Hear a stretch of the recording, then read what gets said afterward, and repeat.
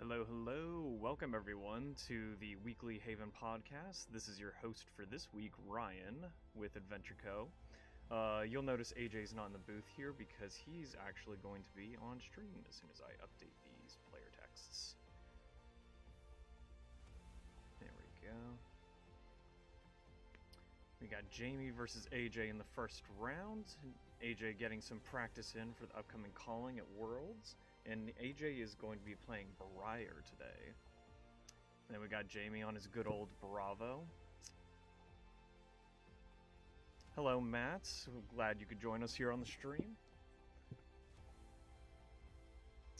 But yeah, it's been, actually, because he's always the one running the podcast in the back here, or running things behind the scenes. I don't think we've ever had AJ on stream, minus maybe some pre-recorded things. So this will be fun to see him on the other side, and me on the other side, giving you some live commentary, guys. Hope you're doing good today. Before we get started with the game, I want to remind everyone to go to the Haven, or thank the Haven for letting us host these events at the store, and use the promo code TEAMACG on the Haven Games website to get 10% off all Fab singles. Remember, that's thehaventabletop.com. And looks like we're getting started here. I don't know who's going first yet. I think... Oh, it looks like it's Jamie going first. Getting started with a Seismic Surge token to start things off. Oh, and a Bravo ability. That's one of the best things about going first as Bravo, honestly, is that you have such an easy time just dominating attack like Spinal Crush. Oh, God. Imagine getting bodied this early on your first turn. And your only recourse to not lose go again on your first turn is to use armor turn 1. God, that's the worst too on Briar. It's not like Viscerai where you can kind of set up like some rune chance at least with like a read the runes usually. And I don't even know if Runeblades play that or Viscerai play that these days. It's not aggro enough.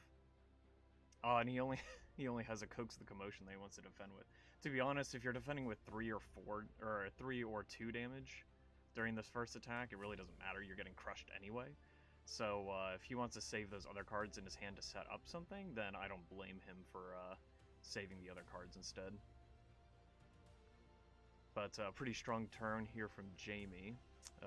AJ losing any chance of go again, losing any ability to swing on the Rosetta Thorn or do any other like heavy Runeblade comboing stuff. And just, ooh, that's not a bad card. You can just pump that with any blues that he has in hand. Yep, he's pumping it to 8. Oh, that's such a good turn 1 actually for AJ not having go again as an option.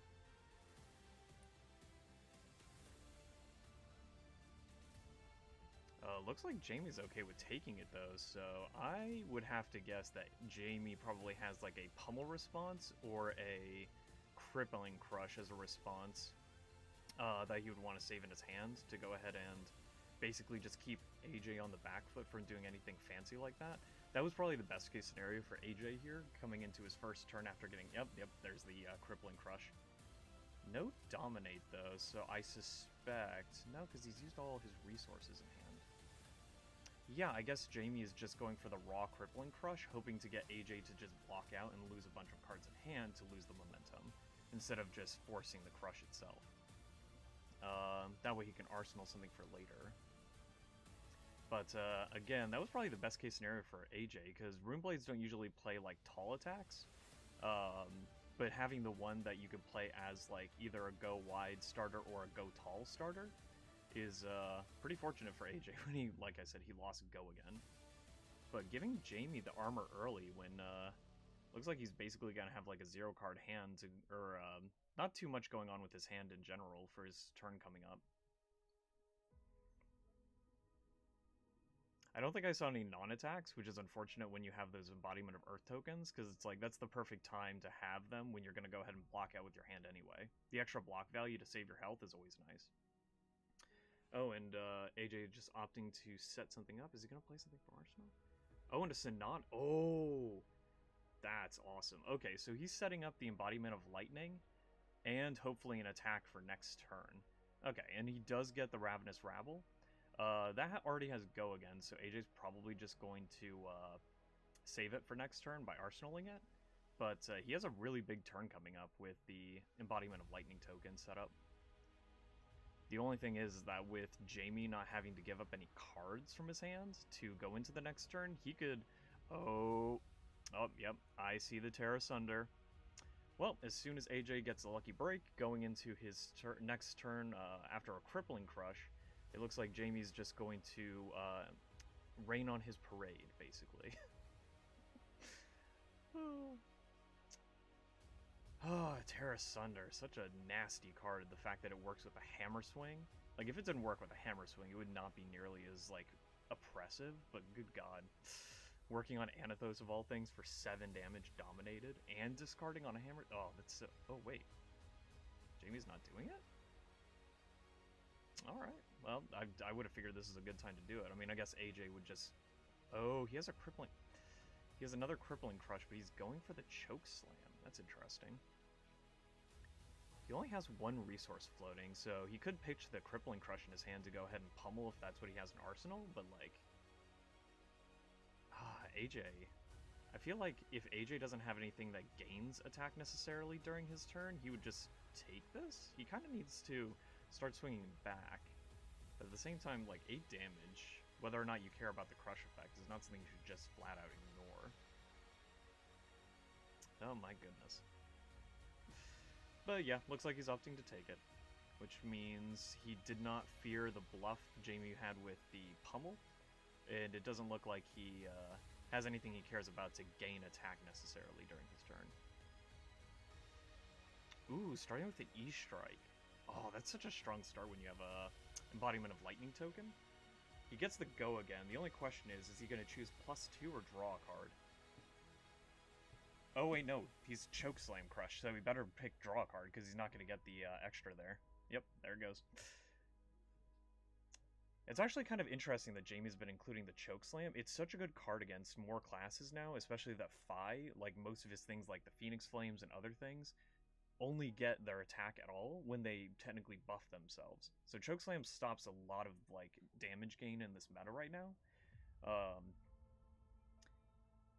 Okay, and he makes the Embodiment of Earth, hitting for 1. But yeah, I think Chokeslam is like an actual like powerful meta pick for Guardians to start running now. It stops the ninjas, especially Phi, from gaining like any, well, basically any damage on their turn. Ooh, and the Scar for a Scar, because he's such low health. This is such a good turn for AJ to turn around. So many go-again cards to go with, and he doesn't even need to play a non-attack first. But yeah, getting back to it, Brutes also lose their attack action gains unless... Oh no! Oh, that's the worst thing you can flip over. One of your few blues. Jamie's okay to take that. Honestly, I would too. But what is AJ going to end... Oh, that's the end of the turn. I was going to ask, what's he going to end the turn with? Oh no, maybe it's not yet. He has a Bramble Spark in hand, so I guess he's going to save that for a future turn. Yeah, he's going to save it. Pretty good turnaround for AJ, but nothing crazy. And Jamie still basically has like a full hand of power to play against him. He could pitch and at least swing the Rosetta Thorn for 2. Hey, what's up, Brandalorian? Glad you're here. Surprised to see me possibly going or doing the commentating for AJ while he's playing today. Hope I can live up to the expectations here. Honestly, I think one of the things that, as a caster, I need to improve on is just kind of being a little more laid back. I feel like I hold back on doing some of the jokes I'd like to do, or being a little goofy on stream, because trying to give you some good commentary on what's going on. Like this dominated Crippling Crush from Jamie. Bravo Classic. Back in the Welcome to Wraith meta, this card almost seemed like the most broken card you could have in like any single deck out of all the Majestics available to the 4 heroes available. Just because like being able to dominate something that makes you discard and has 11 power base, that's so nuts. If Unmovable wasn't a card in Welcome to Wraith, like this card would just be like absolutely meta defining for Bravo to just kind of like take the game early on. Oh my god, he's giving... Oh, wow. Giving up the Tunic early. I guess he hasn't been able to get too much use out of it, and he's using the Crown of Providence to cycle his arsenal, but like... He does stop the,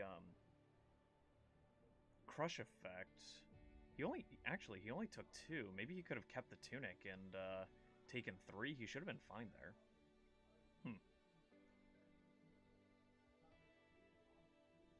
Starting with the Bramble Spark.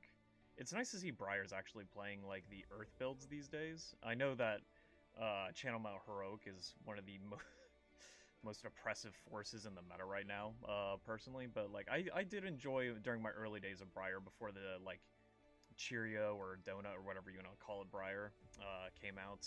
Trying her Earth cards because I thought they were a really cool theme. The whole plants, the like plants, whatever you want to call them, anomalies, whatever you want to call them. Being on all the cards was a really cool concept. Oh, and AJ's coming in here with a... That's Coax Commotion for 7, it should be, if that was a red. Yeah, 7 plus 1 arcane, 2 arcane damage. 1 from the Bramble, 1 from the Rune Chant. Coax Commotion is such a funny card, because you just wonder what modes you're going to choose, and your opponent has to prepare for that. Now, granted, I don't think Jamie... The one thing that would probably give AJ the most advantage, I guess, would be the Quicken Token. Drawing a card would be nice, but giving a Guardian an extra card is also not a great idea. But at the same time, it's like, maybe that card could be something like that already has Go Again, or maybe something you can Arsenal. I think if your plan is to just Arsenal it anyway, that's not a great idea. I might just choose the +1 to give yourself a little extra health against the Bravo, and then swing Sword for the extra. Or you can make the Quicken Token and save it for later.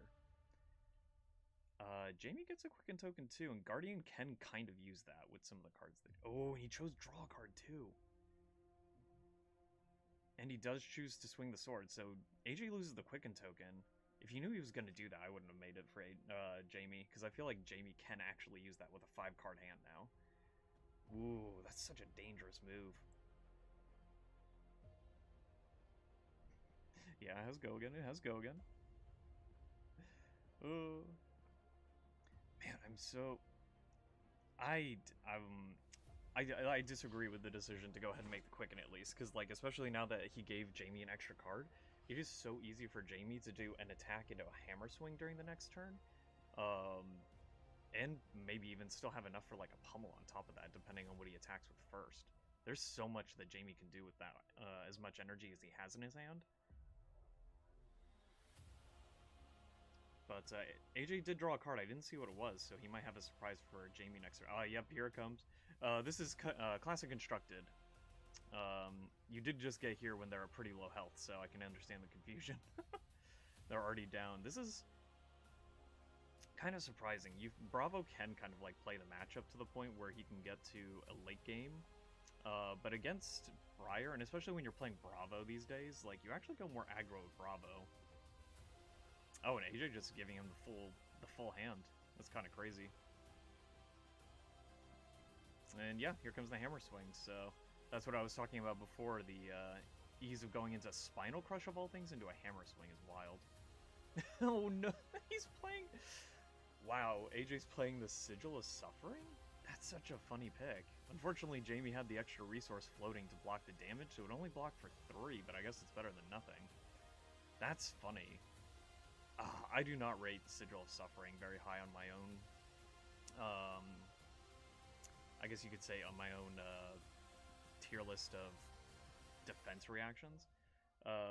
The fact that they can block for 1, and most times, like against opponents certain opponents you're going up against, either they're just going to give you the extra damage and the extra block because they don't care, or they're going to have the extra resources floating like Jamie does if he's not going to pummel, of course.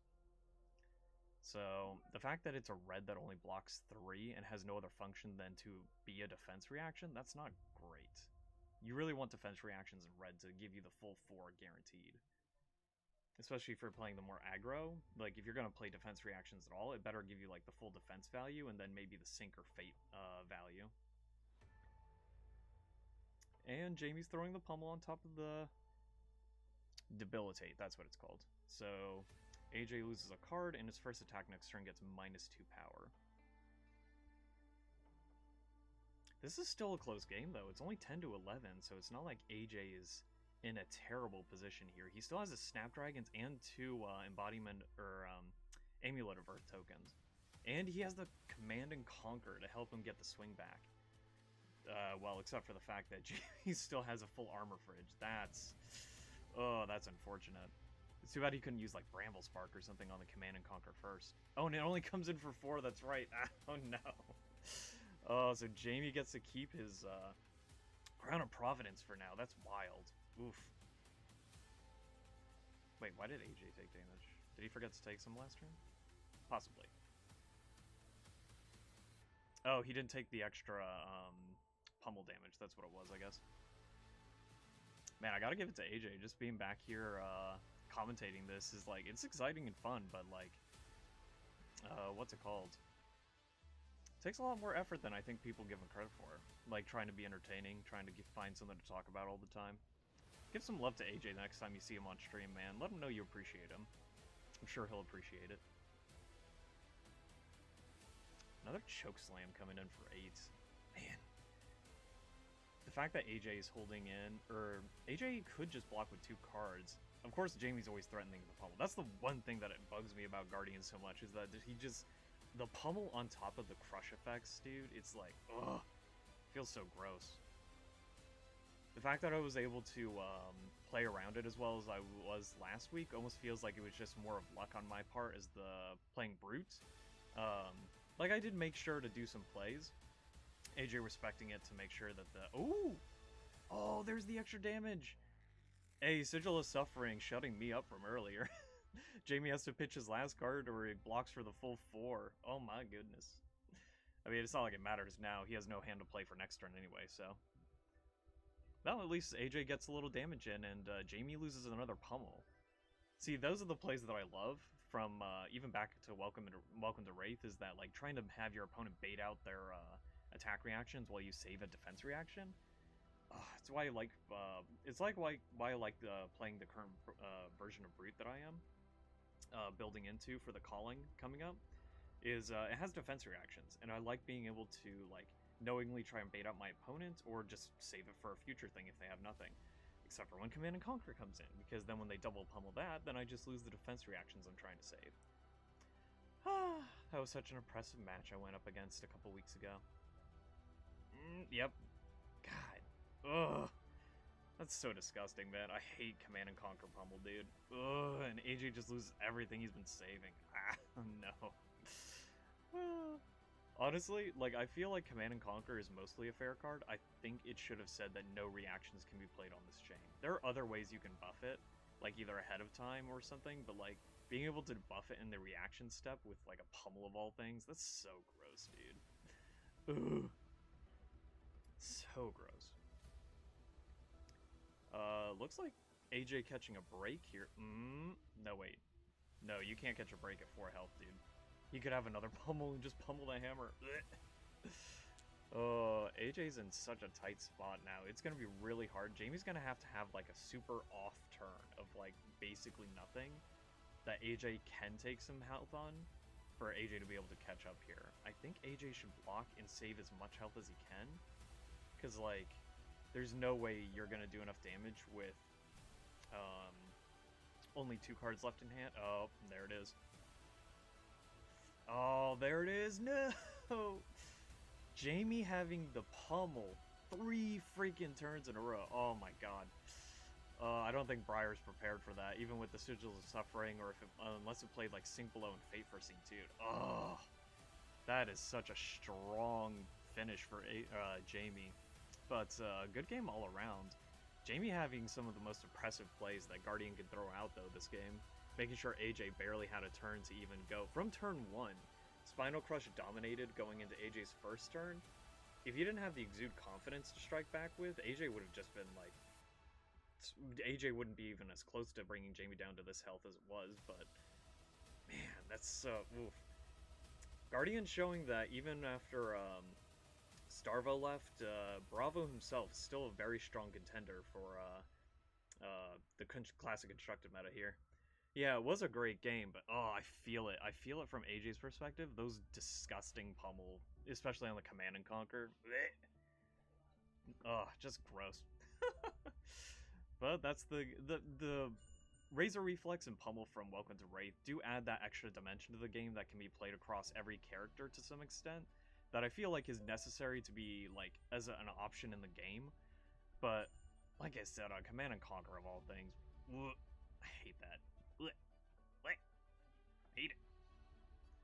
But good game all around. It's kind of upsetting we didn't get to see AJ be able to pop off with those Amulet of Earth tokens. But hopefully we'll be able to see it in future matches. We do have another Briar player. Another Oldham player I know. How many? Maybe another Briar player? I'm gonna make a list before the next round, guys, to let you know what champions we have available in the pool here for this tournament today. We do have 9 players, so it is going to be 4 rounds cut to top 4. And AJ still has a chance to come back for that. All he needs to do is win out his next matches, and he should be fine to go ahead and make it to top 4. But a good game from AJ. This is why we're here to this is why he said he's here to practice, to go ahead and prepare himself for these kind of matches coming up to Worlds, and do whatever he needs to do to edit his deck before then. If he's not playing like Fate Foreseens or Sync Belows, I feel like that's a worthy addition at the very least against Guardian. If not even like maybe Oasis Respites, although kind of a weaker card when you have to pitch for the extra use for it if you don't have a Tunic counter. I will say Oasis Respite for me has been fantastic for Brutes, especially in the Icelander matchup. Makes it so that once I Arsenal it, I'll just keep it there the entire game until I feel like Icelander is doing something particularly oppressive or going for game, and then surprise him with the extra defense. So, but good game to both players. I'm looking forward to seeing the other matches we'll have today.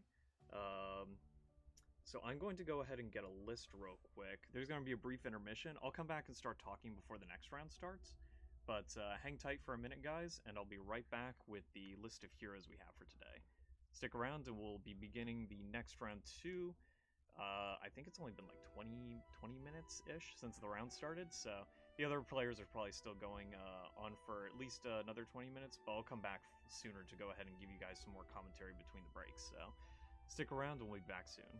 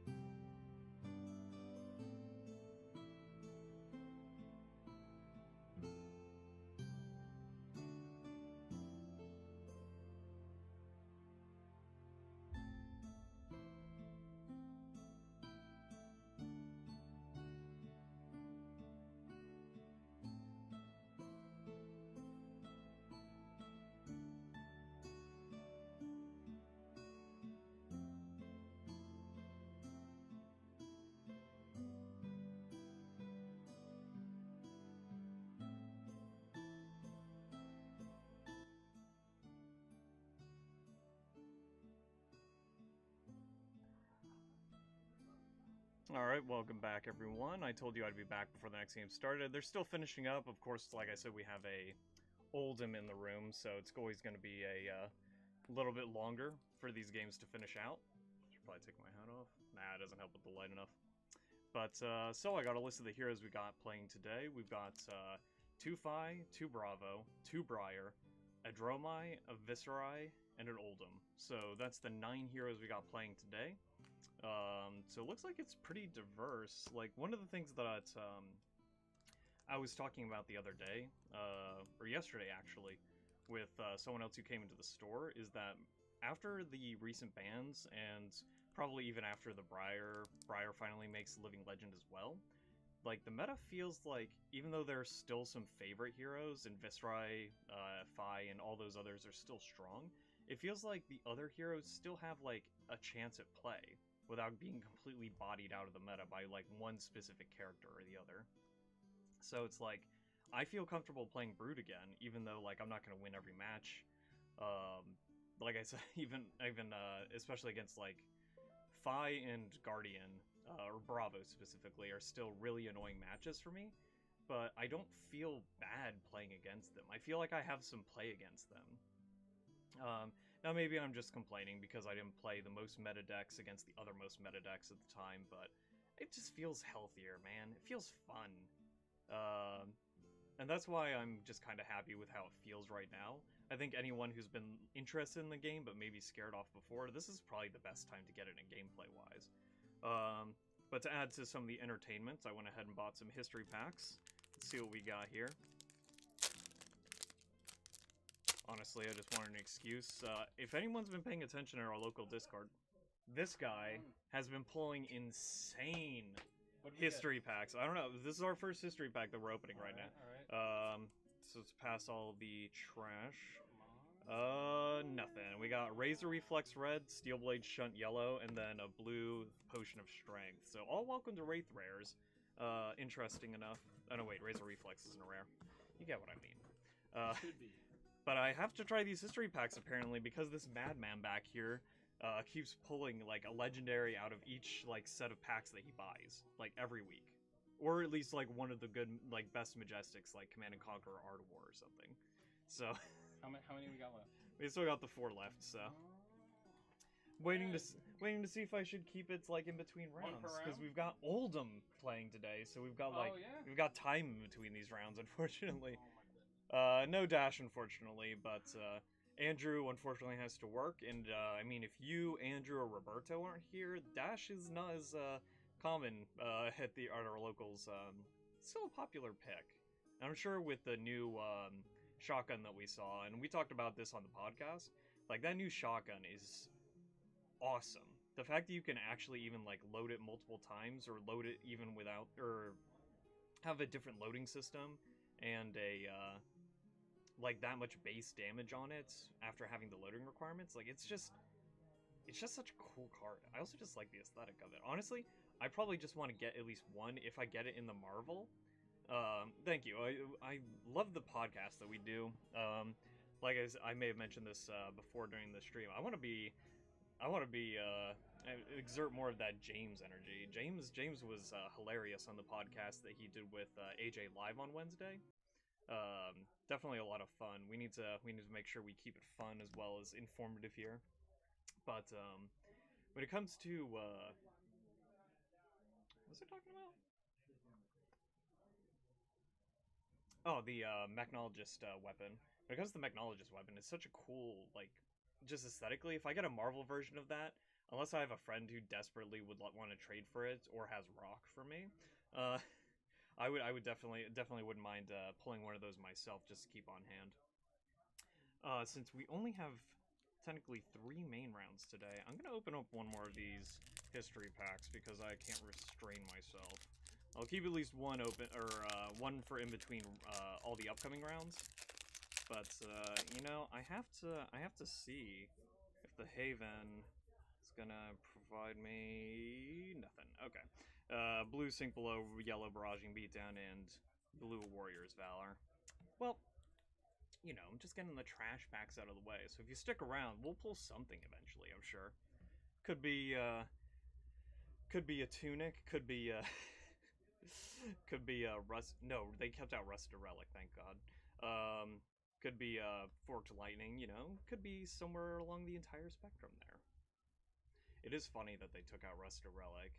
Like it almost feels like that card would have been something that could have seen future play back in the day, but seeing how the numbers game works out, or seeing how is like you're not guaranteed to even get it out when you need it against an arcane matchup, like unless they make another like item search card besides Knick-Knack Bric-a-Brac, which doesn't allow you to search Rusted Relic because it doesn't meet the name requirement. I don't think Rusted Relic will ever see play, and will just fade into obscurity outside of Arcane Rising once that set just officially just disappears from stores entirely.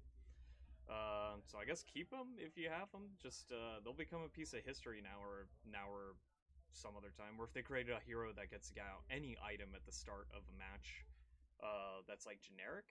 Maybe one of the future merchants that we have can do something funny with items. Rusted Relic might see some play. Maybe in the PVE sense, you know. Um, so it's not impossible for it to see some use, but I wouldn't hold my breath on that. But hopefully you guys are having a good time so far. Hopefully the next match will get started soon. I don't think that we'll be what's the word I'm looking for? I don't think that we have too much time left in the round. It's been looks like it's been about 35 minutes at least since the round started. Like I said, we do have an Oldham though, so those matches can go on till time every time. Uh, But let me know if, for the few of you that are in here so far, let me know if there's anything you're particularly looking forward to in Dynasties coming out. Because we've gotten the weapon spoilers, and I think they're just going to leave it at that with some mystery behind them. Like, what is an aim counter? What is the synergy with Battle Axe with other warrior stuff? Pairings are up. Oh, the pairings are up. Oh, all right. Well, hang tight, folks. The next round's about to get started. I'm going to go see who's on going to be on stream next. So hang tight, and round two will be started in just a minute.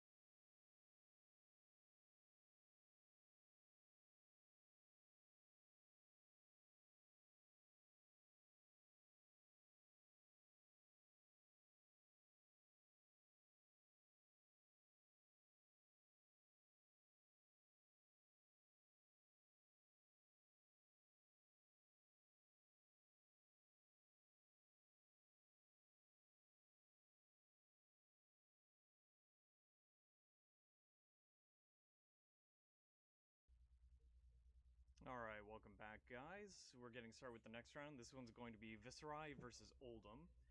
We got Nick on the right here playing Viserai, and we got Sean on the left here playing Oldham.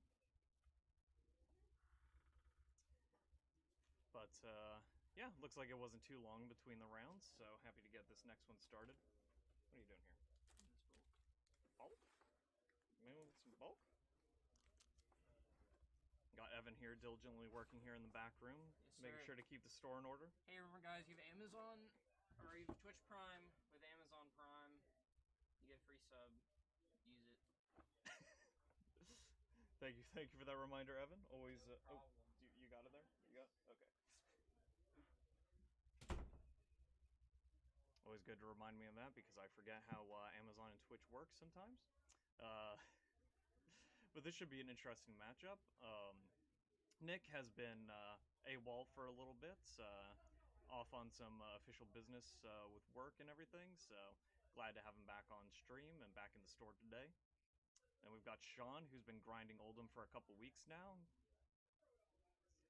Probably going to, or what's it called? He does like the ice mechanics that Oldham offers, but doesn't want to play, I can't remember if he wanted to give Icelander a try too to go with those. Either way, it should be a good match today. Viserai, I think... Viserai was always said to have a tough matchup against Oldham when he couldn't go for the Sonata option. I wonder if that's still true with things like... Because like when you have turns that go off of like Mordred Tide and Revel and Runeblood, even Oldham has a hard time like doing something against that. Unless he ice reacts preemptively. I think whenever they have a... what's the word for it? Mordred Tide turn, you should always preemptively use the Ice React on the first attack if you can. Because Lord knows that letting them have more chances to make more rune chance for the turn is like just a death sentence to your long game. Alright, looks like we're getting started here. Looks like... who's going first here? Looks like Sean's going first with Oldham since he's already lining up the cards he wants to play.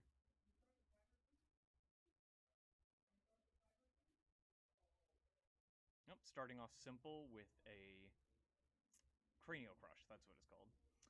Cranial Crush stops any draw effects from his opponent, but since it's a turn 1 and Oldham doesn't have Dominate, like Bravo does, it'll just be a quick block out from Nick to save his health, and then go into his first turn with a fresh hand. Kind of interested to see what build Nick has, since I haven't seen him play for so long. He has a Dread Triptych of all things, which I don't think more Viserai players these days play.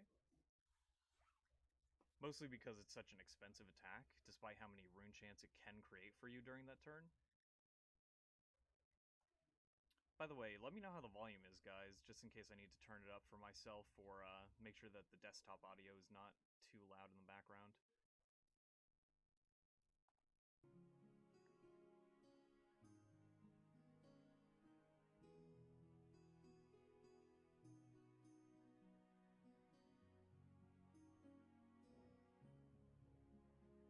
I remember some turns back in the day on Viserai, starting with a Grasp if you went first, and then just going into a Read the Runes was like one of the best first turns that you could have on him.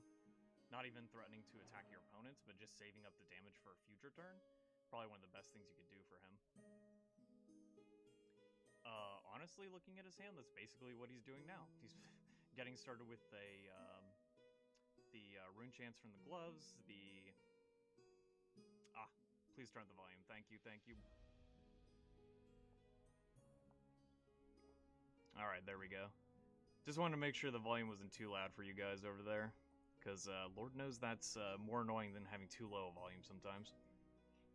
But giving Sean a full hand, though, is not great when he starts off with something like Endless Winter. Now, Endless Winter is not terrible for Nick, because if he doesn't activate anything until he does the sword, that's not going to really affect him, so he might just tank the damage. Especially, I didn't see for a second if Sean fused it, but most likely he did. And blocking would just create extra frostbites, so Nick is probably just best not blocking at all here. Or maybe even just blocking with maybe one card at the most if he knows he has the extra resource going into his next turn. But, yeah, I think he's fine just not doing anything here. Thank you. I'm glad the volume is at acceptable levels now.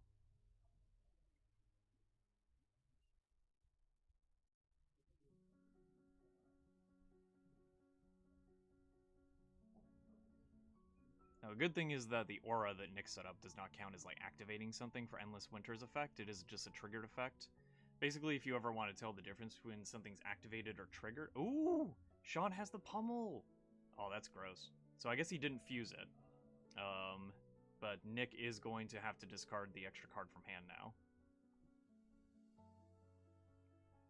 So that is unfortunate for Nick. But, basically, if you want to tell the difference between a triggered effect and an activated effect, if it starts with when, or if, I believe. No, I think it's just when. When, then it's a triggered effect and doesn't require like any extra costs for like frostbite tokens, or doesn't incur any like extra effects like creating them from Endless Winter, for example. Yeah, Nick's starting off taking 12 extra damage. Now, he still has the 5 damage from his first turn saved up in those rune chants, and he's about to create another one with the aura, if he doesn't forget here. Because he hasn't done it yet. He's got a Mordred Tide in hand too, so he's definitely got a lot of damage potential coming in for this turn to retaliate with. But when you're playing against an Oldhim, that often can be nullified with just one or two cards during the defense step or reaction step. But we'll see. It is still hard to block like 6 rune chants. That's 2 blue cards you'd have to give up from hand to block all that damage.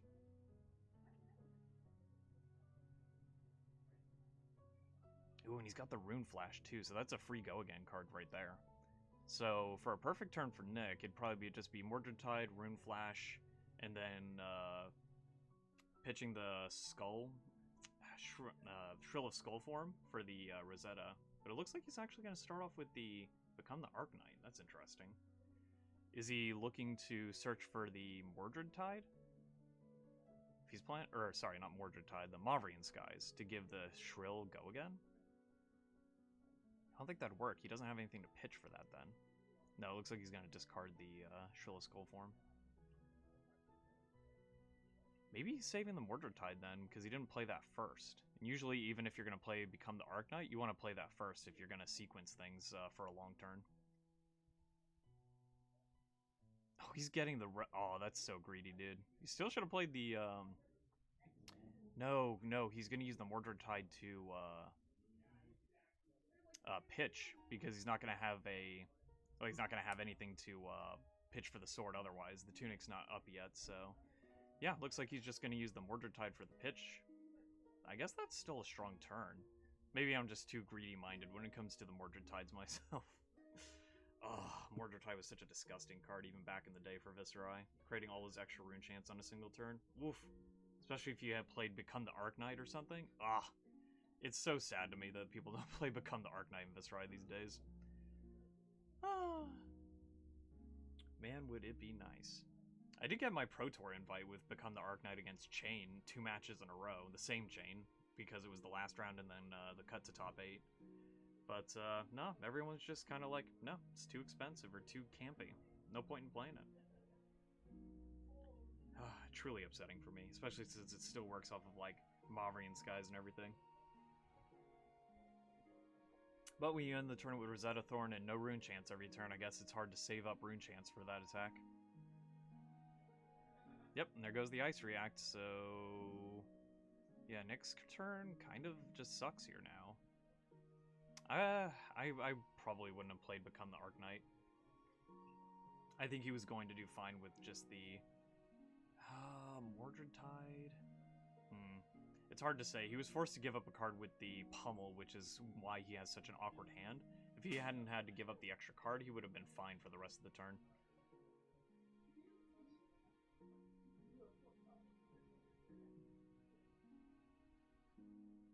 I do disagree with the blocking with the shield and doing the Ice React, because it's already known that, like, I guess it stops him from swinging the sword at all, but, like, that's just saving the damage for another turn. He's just going to Arsenal the card, so he's still gaining some card advantage.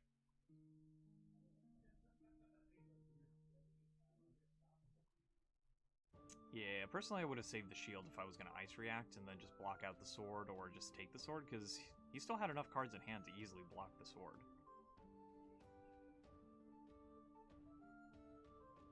But I guess that leaves him with more cards he can use on his turn. Hopefully he has something like maybe a... looks like another Endless Winter, actually. And he's got a Choke Slam. So if I was Sean, I would definitely activate Crown first to try and cycle for something better and see what I can do during this turn. That would be possibly amazing. You could get something to fuse with the Endless Winter this time or get another Pummel for all we know.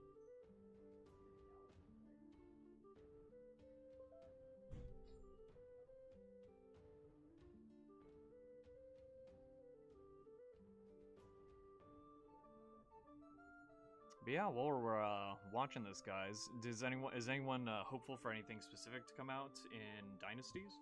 Maybe a character class you might want to see, or maybe something specific for a class you want to see? I definitely want to see more talented cards, which we didn't get in the last supplemental set, minus the Stalagmite. But it would be nice to see some other cards that synergize well with some of the classes we have that feel like they've not gotten as much love these past couple sets. Or just more talented cards, like seeing what dynamics we can play with multiple characters or characters that share similar talents with new cards, though. We still got Shadow and Light, which has basically not been touched since Monarch. And then we've still got the elemental cards, Lightning and Earth, that haven't been touched since Arya, basically. It'd be nice to see what extra cards we can get for them. Even possibly, like, new weapons. I do think it's cool, the weapons we've got so far, like I said. I think there's so much potential behind them in terms of, like, new strategies or, like, hinting at new cards coming out in the next set. Because there are new keywords that we've seen that we just don't know what they do yet. Alright, looks like we've got Sonata successfully hitting a Swarming Gloomveil, which is, like, amazing when you're doing a Mordred Tide turn, because it's going to come in for full effect when he uses it. And free Galleon. Looks like Sean's starting off with the Crown to go ahead and block that first bit of arcane damage. It is unfortunate, though. It looks like he only got to pitch, I think that's a red Chokeslam from what I could see here. Very unfortunate if he actually doesn't have any blues to pitch, but if he does, I would have pitched a blue. Unless he only has one for like a Hammer Swing next turn. Just so you have the leftover to block some of the rune chants coming in that you know are coming in anyway. But yeah, Nick's pretty stacked for a full turn here. He's got the Swarming Gloomveil, he's got the Mordred Tide going off. Oh, he's got the Revel too. They had to put it back on top of his deck last turn. Yeah, Nick's pretty stacked this turn. Even has a Runeblade Assault there. He could end the turn with that instead of the sword and save a bunch of rune chants for the next turn, depending on what Shrill of Skull form he's about to pitch.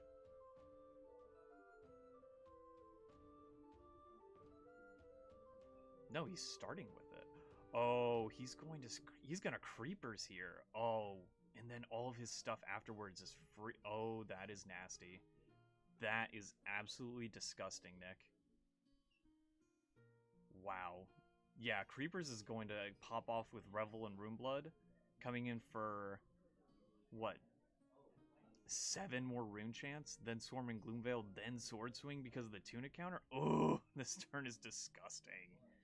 I can't believe it.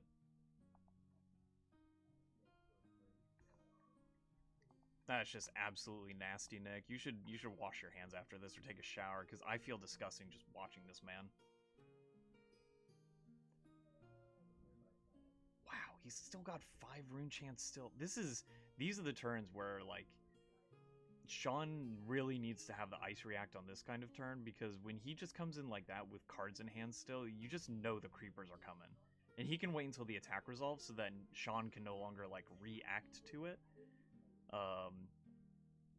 Oh, he did. Okay, so he is activating Oldham here with the Ice React. Okay, so that was a good decision here, because, otherwise, his turn is still going to be nasty. He can still do the, Shrill of Skull form, or, sorry, the Creepers to use Revel. Yep, just like he's doing now. Create the 7 rune chants off the Revel and Runeblood, and then swing Sword still with the Tunic counter, so... This is a turn where you need to Ice React and use the shield.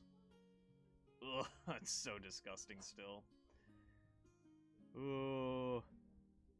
12 rune chance and 4 extra damage. That's wild.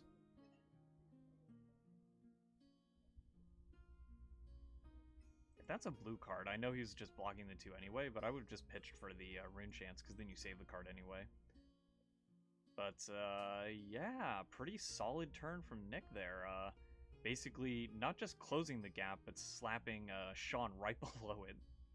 That's disgusting. I felt that from here, Sean. I'm sorry, man. Opting to just arsenal a card, so he has Crown of Seeds active and passing back to Nick. Nick with a at least 4-card full grip. And we know one of them is the Swarming Gloomveil because he had to put it back on top. But, yeah, I think Nick's back in the driver's seat pretty easily after that turn. And that's just showing the power that's still available for Viscerai, or just Runeblade in general. Like, oh, it's just, it's disgusting how much power there's still available to them, just with the cards from Everfest of all things. Gloomveil and Revel and Runeblood have been such strong contenders to make Viscerai just as, like, powerful a pick as Briar and Chain were before. But I think the only thing that holds him back, unlike those two, is that he still has the problem where he relies on starting with the non-attack to get that damage snowball, and that can lead to some pretty awkward hands with the ratios in his deck. That was always a problem back in the day for me when I was building Viscerai, back when he was just baby Viscerai from Crucible of War at the most, is finding the ratio of non-attacks into attack actions to be able to, like, feel like I'm getting the most out of him, or feel like I'm just playing him correctly, or getting the, like, being able to keep up with all the other characters that I was playing against at locals. Oh, and he's activating the creepers again for Read the Runes? Oh, that's funny, just to go ahead and make sure that the Revel and Runeblood, or sorry, Swarming Gloomveil gets the bonus effects. Yeah, so since Sean took the damage, he can't block any arcane damage from the Swarming, after getting hit by the Swarming Gloomveil, so he's down to 3 health. That's wild.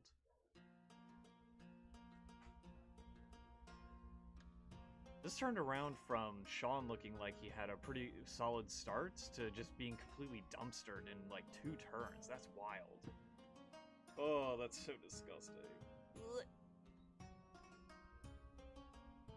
Oh, and he was saving his hand for this too. Oof.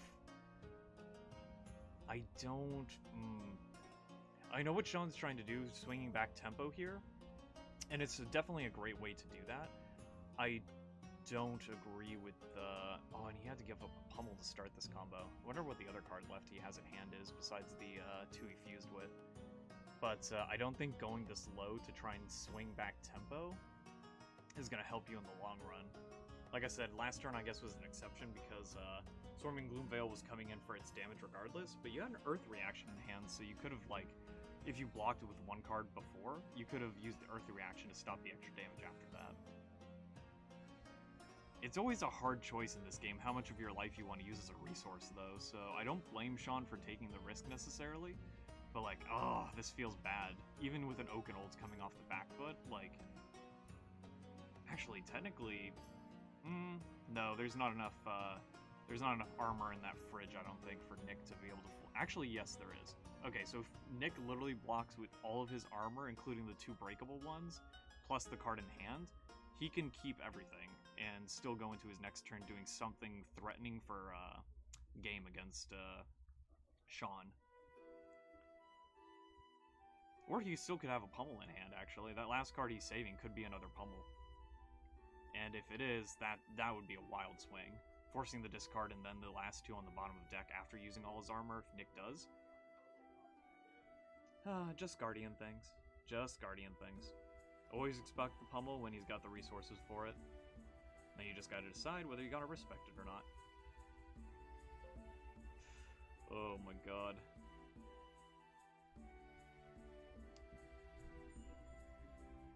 Nick and Sean are both friends, and I root for them both equally to succeed, but I would like to see if Sean can, like, make a comeback after all of that that's happened so far this turn. Yep, there it is. The entire fridge. Oh, and he doesn't have the pummel to follow it up.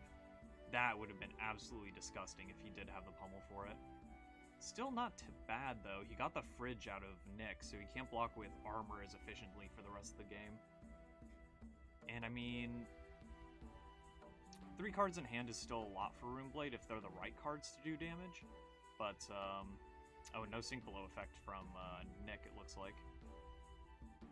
But it's definitely better than having to deal with a 4-card hand. And if it wasn't for it being Oakenold, Nick definitely has the extra health to, like, you know, tank whatever Sean would have done.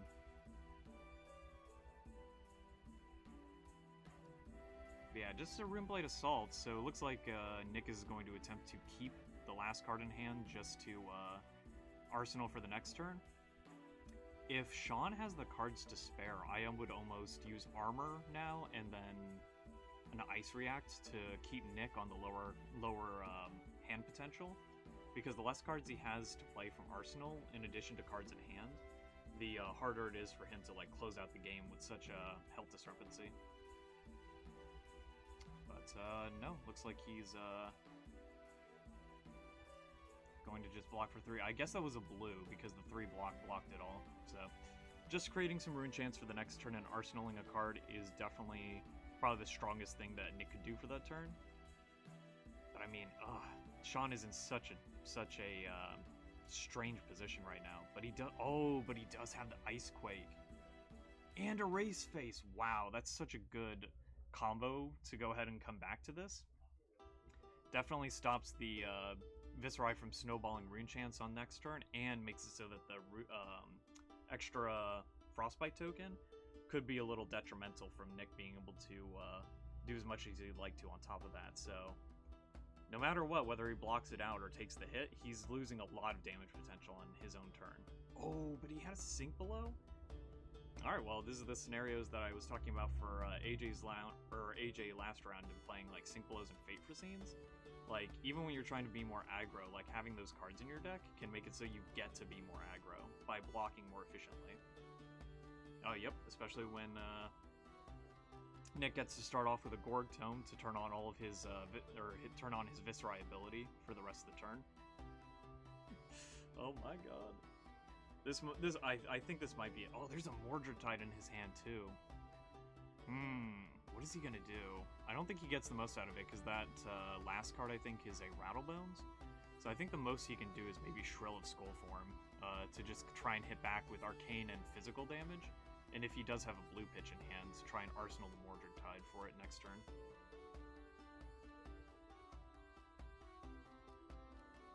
Sean in a tough spot, but Nick finding it hard, like I said, with these Runeblade hands to just close out the game. But no, he is going to play...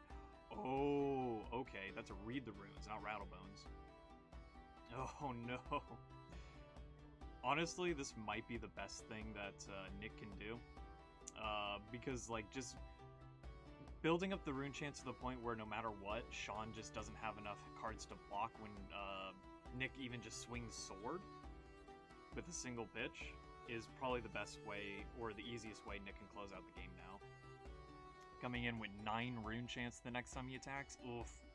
Sean better put up the pressure now and keep it up for the rest of the game if he's gonna stop that from coming in.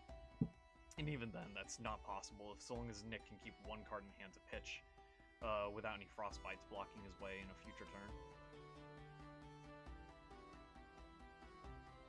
Now, Sean did use Crown of Seeds, it looks like, on Nick's turn. I would have saved it for your own turn with a blue pitch, because then you could have the floating resources and cycling card.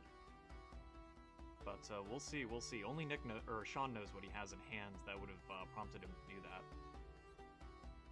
And Sean's been, like I said, Sean's been grinding these games with Oldhams the past couple weeks, so he definitely knows what he's doing when it comes to playing him. Unfortunately, it looks like he just has an Autumn's Touch. Oof. And no Pummel to follow it up? Oh no. Nick has so much health buff, had such a health buff going into this turn. There's no way he... 5 cards, full grip, 9 rune chance. I think this might be over. Good game from Sean. Nick just had those gross turns, especially with the, what are they called? Oh, yep, there it is. Sean sees the writing on the wall and knows that there's no way he can block out all that physical damage and arcane damage, even if he uses Crown of Seeds to cycle a card from Arsenal and deal with whatever Nick has on the back end afterwards. So yeah, using those creepers, Nick was able to have an absolutely disgusting turn there. Like, the stuff that Runeblades dream of, that could have been even worse if Sean didn't Ice React, which is why Oldhim is still, like, probably one of the best classes, or best heroes against Viserai, because playing those Ice Reacts or using those Ice Reactions on just the right turn or the right timing can completely negate, like, what's 9 potential extra damage, honestly. But, good game from both players. Sean and Nick did a good job playing this game. Like I said, Sean just unfortunately having to face down one of the nastiest Runeblade turns you can imagine. But they both took their first game, so both of them have a chance to come back in top 4 if Sean wins out for the rest of the tournament. So hopefully we'll be able to see him again. But we'll see how the rest of the tournament plays out soon. Let me go ahead and switch screens here.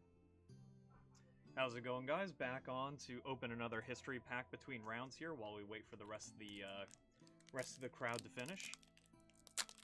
Let's see what we got here. Let's see if I can get some James luck today, man. Woo! Let's go! Let's see. And a route is the best thing we can get out of this pack. Mavrian Skies is our other rare. It's so weird to see route with the M symbol at the bottom, though, because we know this is a super. I kind of miss that. Like, what's the word I'm looking for? Legend Story Studios took out supers. I feel like there is a distinction between some Majestics that would put them in super status instead of Majestic status. Plus, I miss the purple symbol at the bottom. Maybe that's why they took it out, so that marbles could take the purple coloring on their little triangle symbol, but man, supers were such a good distinction between cards that had some potential versus like Majestics having that extra level of potential or power behind them. Maybe they'll bring them back one day, and I certainly hope they do, but we do have some cool other rarities with these new marbles in. Those are mostly aesthetic, not like gameplay-wise. So yeah, no, forget what I said. I hope they bring back supers. I think it's a cool distinction. And honestly, if I could make, it's not that hard to pick out some of the cards from these sets. That would be the supers versus the Majestics in some cases. But, good game from both players, though. We should be done with this round pretty soon if the Oldham's already finished. A lot of aggro matchups with all the Briars and Fies and the other matches, so we should be going on to the next round soon, so stick around, guys, and we'll be right back.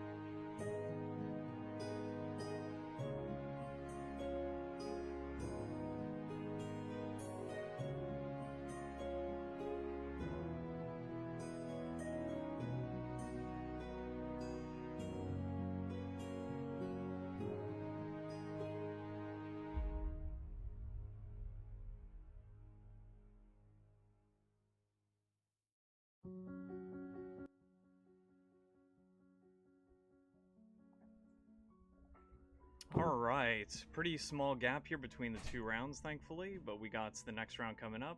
It's going to be Jamie versus Zach. So it is going to be the Oldemir. Sorry, Bravomir. Bravo, not Oldham, thankfully.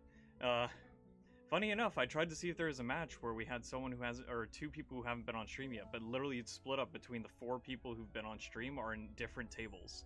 So we were gonna get someone, but this is technically table 1. Like I said, the Bravomir. Jamie definitely has a lot more experience on Bravo, but Zach definitely knows what he's doing when he plays him too, so this will be a good match. We got Jamie on the side, because he's already set up his signature pulverized mat. We're gonna have Zach on this side.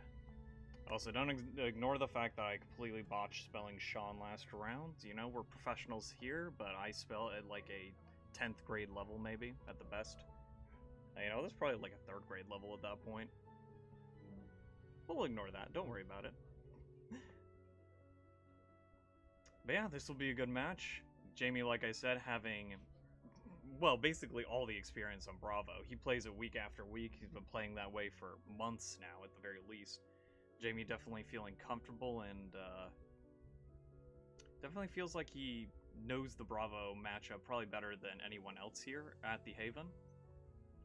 But like I said, Zach is also spelling Zach. Is it Z-A-C-K? Man, I can't spell anyone's name today. There we go. Zach. Alright.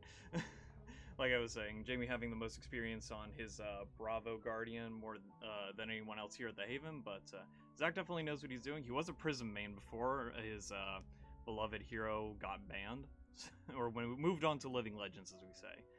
But he's been grinding out Bravo the past couple weeks, so he's definitely looking to secure a, how would I say? Secure himself a, I guess you could say, comfortable experience level playing the character as well. But hopefully he'll be sitting down soon so we can get the match started. And then after this, we'll open another history pack and hopefully get something a little better than just a route. Funny enough, route probably a card that won't be played with the new axe coming out. Oh, there, there he is. But route being a little too expensive on top of the 3-cost freaking axe. So, not a card that'll work well with that warrior weapon. But you know, Quicksilver Dagger could play it, funny enough. Although I don't see why you would do that against most blocking against the Quicksilver Dagger. Alright, well Zach's probably going first with that kind of roll. Woo!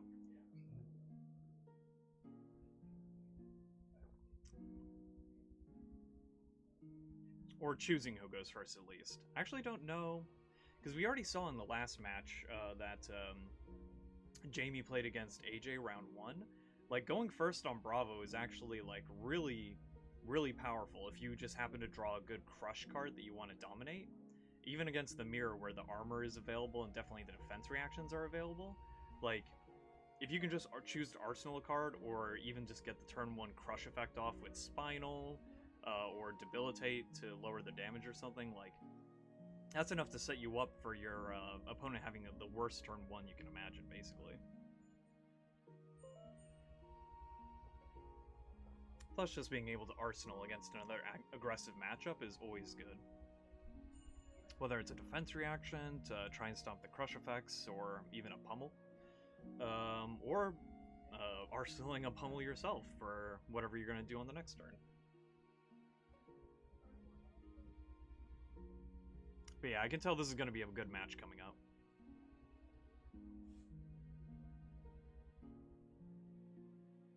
But yeah, we don't have to just talk about this, guys. If any of you guys have anything you want to talk about with Dynasties, or any predictions or hopes for Dynasties coming up, let me know, because I can definitely tell you there's some things that I want to see, not just the talented stuff that I mentioned before. I know Mansant mentioned on one of his streams that he got a Levia specific card, which is verbiage he didn't use for any of the previous reveals he got, despite them being probably good in Levia. At least Swing Big definitely was.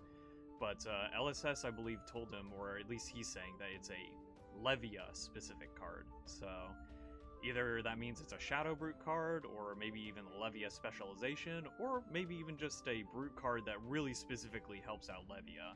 I'm hoping it's one of the first two, though. Either way, I'm excited. I know I've been on Reinhardt lately, but I do still have a love for Levia and her aggressive playstyle. I just like playing Reinhardt right now because I like trying to see how far I can push him while not having to worry about, like, tripping over myself and splatting to blood debt.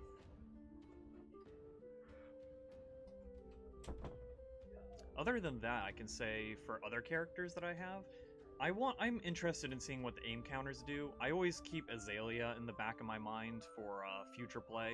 I really do like her aesthetic as the bounty hunter. And I really like the idea of Ranger, like the playstyle of Ranger. I just wish it was more consistent. And anything that could help with that from LSS's side, please, please. Give her just a little something to add to her consistency. Maybe the aim counters will be it, so that maybe it does the opting that the Skullbone Crosswrap does in place of, so that she can finally use the New Horizon to some extent. It already loads with the New Horizon, like it doesn't say you need an empty arsenal slot to load the arrows, so that's good. But yeah, that would be nice. Just something to let her use the New Horizon maybe to some effect, or just give her the ability to make her deck just a little bit more consistent would be nice. Oh hey, looks like Zach was lucky enough to start with a Crippling Crush turn 1, so if he said to go first, he can already dominate and use that immediately. Man, isn't that nice? Is he going to, though?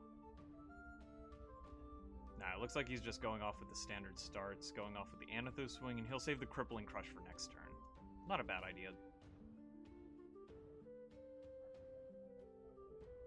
I am interested to see if we get more auras or something for Guardian, because Imposing Visage is now a search card for any aura you could think of in the game that Guardian can play, including non-Guardian ones like Chains of Eminence, so if we get some more of those, it'd be interesting to see what interactions we can have with those, especially ones that don't naturally have Go again.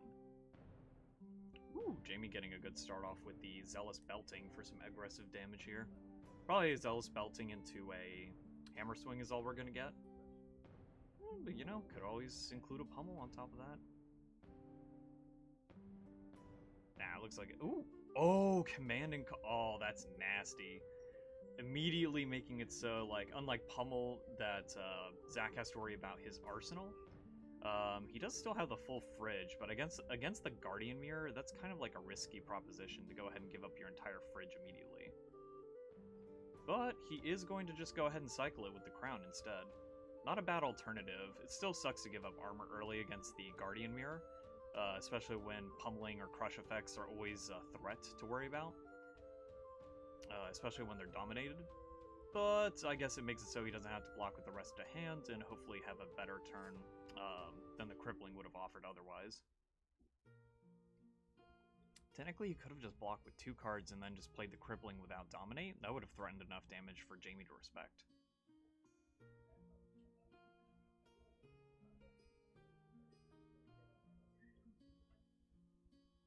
And just another simple Anathos Swing. He is threatening a Pummel on top of it, but I feel like against the Guardian Mirror, like, damage is always good in any matchup, but I feel like you want to save it for the Disruption, especially against the Mirror. So he'll probably save the Pummel for an actual attack that uses the discard effect.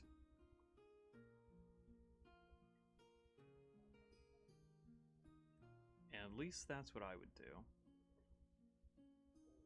I wonder if Yoji will actually see any play in the PvP. I doubt it. Like, his ability is, like, specifically geared toward either pit fight or, like, PvE sometime down the line, like merchants seem to be. It'd be cool. Like, I do like Yoji's aesthetic. Like, him being a big armored guy with a new type of weapon than just a hammer of sorts. I do wish his card art was a little brighter, though. It looks very dark, and it's kind of hard to make him out without taking a good look at him in some lights. But he's cool. I hope he gets to see a little bit more play, or maybe PvE will be popular enough to make him, like, God tier. Either way, we have a simple block and a defense reaction. Okay, so he's blocking the 6. I don't think the crush effect really would hurt Zach too much, unless he's activating Tectonic Plating into a Hammer Swing again. But, you know, like I said, keeping your health high in the mirror is possibly one of the best things you can do for until they get to those turns where they dominate things and force the disruption on top of that. Yeah. Honestly, it looks like we just have a simple Command and Conquer coming down. Jamie doesn't have anything in Arsenal, though, so he could just tank this and come back with a full grip. Looks like he's got a Rouse the Ancients in hand, so Rouse the Ancients to a Hammer Swing in Arsenal would not be a bad turn on Jamie's part. Yep, looks like that might be what we're seeing here. Speaking of Rouse the Ancients, I think there's a good argument for Snag coming back into the meta at some point. Yep, there it is. Snag is such a funny card against even Guardian, for example, because it stops the pummel bonus damage and it stops Rouse the Ancient from getting any damage. So imagine having, what's it called? Snag in hand against a Rouse the Ancients. You block 7 damage with a single instance, technically. Oh man, that would be so good. And any pummels they might have thought about doing that turn 2 are just nullified at that point, unless it's on the Hammer Swing. Yeah, that would be funny. I think people forget that Snag used to be a critical part of the meta back when Chain was running rampant to stop the, what was it called? The Rift Bind from gaining like 8 extra damage twice on the same turn. Oh, those were dark days. Those were dark days before the Seeds ban.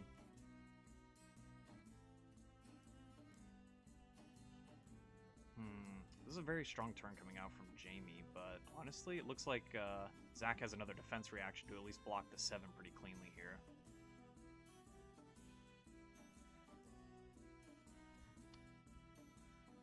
And just coming in with the Hammer Swing afterwards. So we know the Zealous Belting is in Arsenal for Jamie to have another go wide turn. It looks like Zach tanked the rest of the damage, so I wonder what he's going to do in retaliation here. No, just another Hammer Swing. Keeping up the Seismic Surges for when he wants to actually use them. But, oh, yep, just blocking 3, taking 3. So Jamie's definitely, looks like Jamie might actually have like a Zealous into a Spinal Crush turn here. Depending on how Jamie blocks the Zealous Belting here.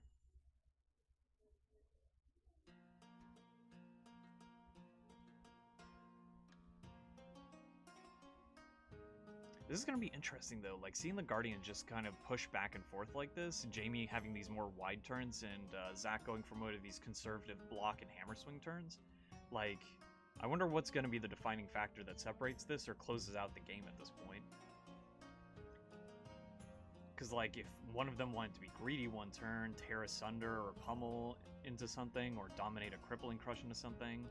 Ooh, Jamie opting to save the Spinal Crush for later and just going for damage this turn. Actually, no, he didn't have enough resources to do the Spinal. What am I talking about?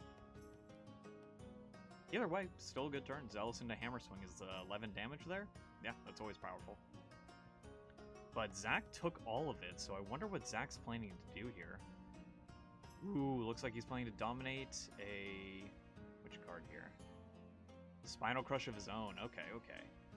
So, after going wide twice in a row, Jamie's going to have to... Honestly, this is not terrible. I don't... like, Jamie's got a Crippling Crush in hand if he wanted to. He could just, like... he's not going to be able to dominate if he gets crushed, but... if he just goes ahead and throws out a Crippling Crush in general, like, that's something that Zach's going to have to respect, and it'll give Jamie tempo back either way. So, honestly, Jamie doesn't have too much to worry about with this. He can just block with one card and then just pitch 2 blues into a Crippling Crush, and Zach's going to have to respond regardless. Yeah, this is not too strong for having taken all that damage last turn, in my opinion. Now, if he had a pummel to go with this, to have him discard an extra card, that'd be something. But I'm not too wild. Ooh. Jamie's giving Zach the fridge here, so... Oh, is it really necessary, though? I might have saved those for something more threatening later. I don't think the Spinal Crush really hurts him. Unless he does want to dominate to get... Oh, he has a Zealous Belting in hand. Maybe he does want to get the Zealous into Spinal Crush. Honestly, I just block with the Zealous at this point and then just Crippling Crush. I think saving the armor for a more threatening turn or when you're looking to close out game is more important. Oh, there's the pummel! Okay, well, shut me up. I mean, Jamie still has to deal with this, so maybe cycling the card from his arsenal at least, so he can choose to discard one of the cards in hand and still come in with the crippling. That's good enough, I guess. What do you give up, though? I feel like you give up maybe the Rouse the Ancients, unless you're looking to go wide with it. Yeah, or one of the other cards, and keep the Rouse the Ancients for later. Props to Jamie, by the way. He's got his entire deck blinged out, except for like a cold foil Tectonic Plating, I think. See that cold foil, whatever it's called, the Brave... Whatever the... Crater Fist, there you go. Big Fist. Big... Not as cool as Skull Crushers, but you know, they do different things, so it's understandable. Well, Jamie was still able to come back with just a simple Crippling Crush. Zach's gonna have to respect it, or just, you know, take damage and lose 2 cards anyway, so... The funny thing about Crippling Crush compared to other discards is that it is random, so you do not get to, like, choose it out, or, like, pick what cards you want to keep. But it looks like Zach has his armor and the, Fate Foreseen in hand to stop the crush effect, which is good. So now all we have to do is see what Zach wants to do. If I had to guess, he's probably just going to create another Tectonic and Hammer Swing and arsenal whatever's left. But he could play something that, yeah, I don't think he has resources, so I think he's going to put the Pummel in arsenal, it looks like. This is a close game, though. Like, it's 12-21, sure, but that's because Zach chose to take a... Ooh. Oh, no, he's coming for the Choke Slam. Dominated, too. If Jamie's... This would be a problem for Jamie, only if he saved the Rouse the Ancients, but he could just save that for a future turn, too. I don't know if this is a strong play from Zach. I might have just done the Hammer Swing and saved the Pummel. Or the Staunch Response. He has a Staunch Response. He could have arsenaled for a big turn against Jamie. And honestly, in the Guardian Mirror, that's not a bad idea, when damage is, like, one of the biggest things you have to worry about on, like, dominated turns. But we'll see. How's Jamie gonna... Oh, Jamie's just gonna take it. Yeah, Chokeslam is not great against the Guardian matchup, except for Rouse the Ancients, because there's just, like... There's just not enough times where Guardian just boosts their damage ahead of time on something that it would make a difference, or force them to want to block out. Especially when they know you don't have the Pummel coming in. There's the Zealous Belting for 5 go again. Wonder what Jamie has in his hand for after this. Zach looking to start blocking out, and it's just a humble Hammer Swing. Ooh, and Zach giving him the whole... Oh, and there's the Pummel on top of it. Okay, I guess it was a good idea for Zach to give him everything. Damn. Yeah, Zach's definitely on the back foot now. Oof. But he might catch a break here. I see what, No, Jamie drew a Terra Sunder. He could just Terra Sunder and, yeah, Terra Sunder and a Hammer, and that's devastating enough on its own. Zach, thankfully, still has some armor. 3 armor exactly, so if he has a defense reaction, he could defend react into armor. Guessing by the way he's flicking through those cards, though, it doesn't look like he has the, proper defense line to stop the discard. Ugh, that's unfortunate, but I think at this point you just block out as much as you can. No, I think you want to save the armor. Oh, it's so hard to decide what you want to save the armor for. He gets to choose, though, so at least he gets to choose what he discards. Yeah, this is looking really hard for Zach to come back with. Even if he saved the health there, like, he is losing a lot of damage potential to threaten cards out of Jamie's hand to stop him from this back-to-back, well, pummeling, as one might say.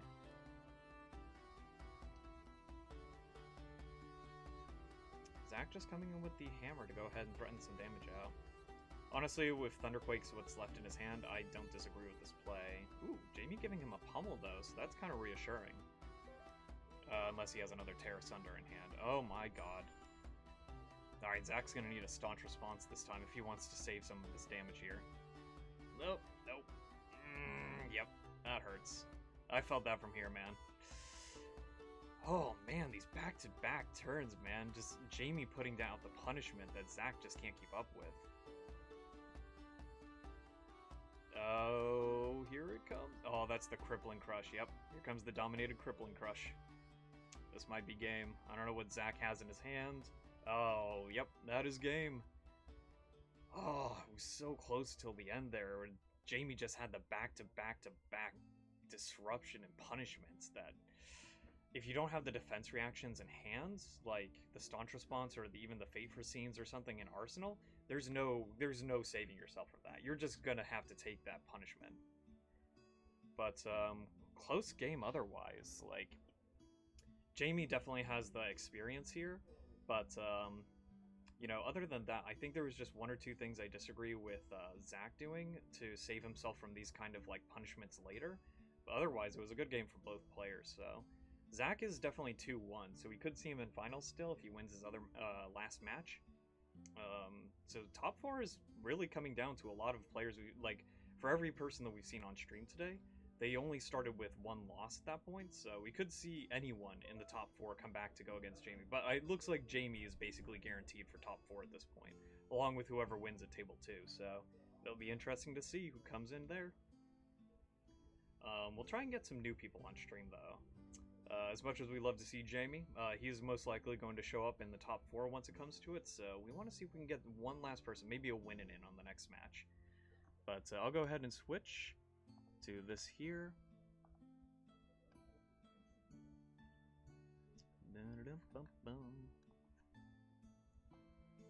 Alright, so we got 6 viewers here. How's everyone doing today?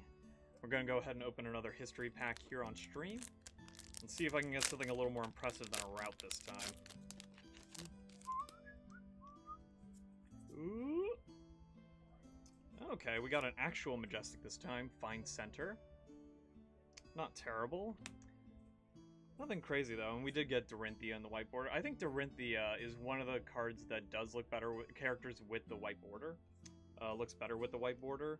Because I think it just matches the light theme, to be honest. Yeah, I think she looks pretty good with the white border there.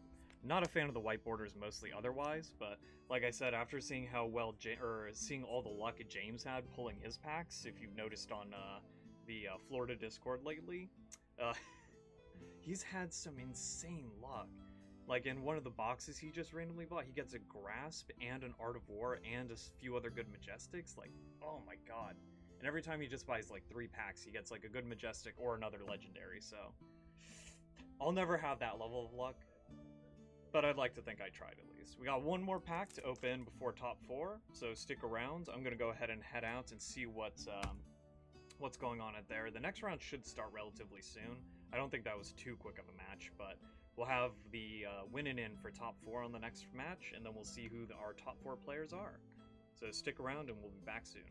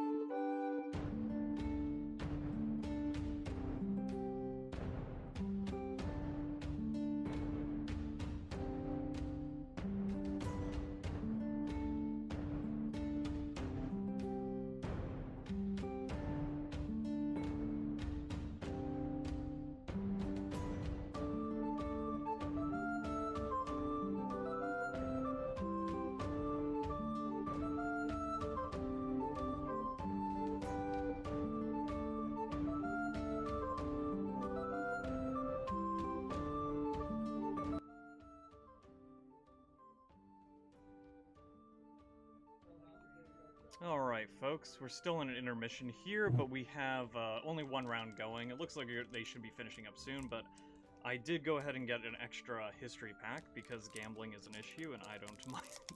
I don't mind it. Probably shouldn't say that on stream, but you know. Let's see if we can get something special here while we wait for the final match before top 4. I'm probably gonna try and get 2 2-in-1s on stream to see if it's like a win and in to see who makes it to top 4. And it looks like following right behind the fine center, we've got a Heron Flight.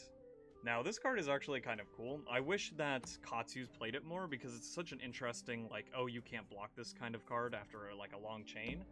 But definitely not, like, a meta card for a reason. They want to play something that either... Actually, they just want to play for the straight damage from all the Katsu builds I've seen lately, so... Cool card. Sad to see it's not played more, but it is a cool finisher if you are actually playing it, like, at the end of the combo line there. But, yeah, like I said, we have one more round finishing up right now. It's the Dromai versus the Oldhim right now. So that should be interesting to see who finishes. I forgot what the matchup is like for Dromai versus Oldhim or Guardians in general nowadays. I'm gonna have to ask AJ that since he's more of the Dromai expert than I am. But, yeah, we'll have some 2-in-1s. So we've got, what is it? We've got one of the Briars is 2-in-1. The other Briar's 3-0, so they'll be up against Jamie next round. Viscerai's 2-in-1. Either the Dromai or the Oldham's going to be 2-in-1, and so it's going to probably be one of those matchups that we have on stream, which should be interesting at least. Kind of hoping it's almost one of the Briars, or sorry, Fi's 2-in-1. Fi's 2-in-1, Oldhim or Dromai is going to be 2-in-1, and Viscerai's 2-in-1. So one of those, I'm trying to think what would be kind of more of the hopeful match. It's not going to be Viscerai versus Oldhim again, since those two already played. It would be interesting to see the Dromai. So if it was like the Dromai, maybe the Dromai versus the Viscerai. I have not seen that matchup yet. Definitely seen enough Dromai versus Fi, technically, so I've seen enough of that myself, but we'll see in a minute. If you guys have, who do you guys hope takes the crown today? We've got Jamie and Jamie 3-0 with Guardian right now. We've got a Briar who's definitely going to make top 4, and then we've got possibly like a Dromai, a Viscerai, and an Oldhim that can still make top 4. So yeah, I said Fi Dromai, but no, Fi Dromai, Oldhim, and Viscerai that can make top 4 now. So who do you guys think is going to make it, or who do you hope is going to make it into top 4 at least, or maybe even take the Armory today? I know Jamie's already got his Yoji, but I don't think he's opposed to just winning again because, you know, Jamie always comes in with his best efforts in mind. But it would be interesting to see one of those lesser seen heroes like Dromai, because I don't think we see enough, like, despite how popular Dromai is, I don't think we see Dromai get to the top 4 enough here. So I'd actually like to see them make it to stream. Maybe I'll just force it next round, honestly. But I would like them to be 2-in-1 doing so. Other than that, it kind of would be interesting to see Briar in the top again. I know I've said that her like channel mount heroic turns and everything are like the nastiest thing I've ever or you can imagine in this game right now, but I still would like to see them since we don't see them as often these days. I think people are more hype on Fi and Viscerai and even Bravo, considering Bravo as the aggro matchups they want to play these days. So but yeah, that's my hopes. Either the Dromai and or Briar making it in so that we can go ahead and see them a little bit more today. Sorry, the Briar is already guaranteed at least, but what am I trying to say? I'm trying to say either the Dromai or maybe the Fi against some of the matchups. Maybe. We actually haven't seen Viscerai in the top too much either. I think most of our meta here is trying out new things, like the people here at the Haven are trying out new classes. Like I know Alex is going back and forth between like Fi, Icelander, and Briar. And a few other people like Tom usually plays Brute, but he's on Briar today, so he's definitely trying out something a little new here. But that's always cool to see. See something a little different than the tier 0 metas we've been dealing with before. It'd be interesting especially to see how Dynasty shakes things up. As much as I love Rock, for example, for Brute, it's not really gonna be a more efficient weapon than Club as an alternative, for example. Because Club you can swing whenever you want, even if you only have one card in hand for the pitch value for it. Rock is something you specifically have to set up for, either with a tunic counter, potion, amulet of ignition, or something else. You have to set up for that first. Now it is swing for 7 though, so when you're going to do something with go again and then go into that, that's pretty freaking wild for a weapon. But the fact that it does require a bit of setup is a little discouraging. But I am interested to give it a shot though once it comes out anyway, especially with whatever brute cards might come out or whatever generic cards might come out. Because one thing that this is my prediction, and I said this on the stream, we're definitely getting some other permanent that has energy counters on it. Because I feel like SAP, the Team Covenant promo, that takes away an energy counter from one of their permanents if it hits, for at least its base damage or more, is definitely I know Tunic is super meta, so it's not like the card will always be useless, but I feel like it's a little kind of wasted in potential if that's the only permanent that's ever going to use energy counters. So I am hoping that something in this set, even if it's just one-time use after setup, has energy counters on it that can actually be used in other classes besides just the Tunic, that SAP would actually see some play against. But that's just my prediction. I'm hoping there's something with energy counters. Obviously probably generic, since Rock almost hints at that, or maybe it's even just for Brute, because Rock almost hints at that with how Rock operates. But that's just my hopes. Even if it's just another kind of chess piece that operates a little differently than Tunic, I would love to see something else with energy counters. Actually, does the wizard chess piece that gets counters count as energy counters? I'll look that up real quick, because that's an interesting question. I doubt it, but it would be funny if those are also called energy counters too. Let me see real quick.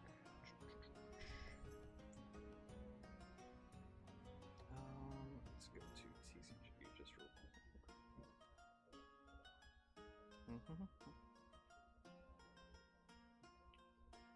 No, not Dynasty. That's not out yet. It's funny how they have Dynasty already listed, though. I guess it's not that funny, since it's only a month away from releasing.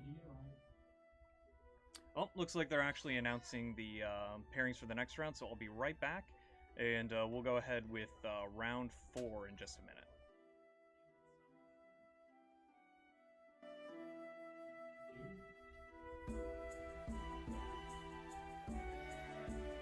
I'm coming!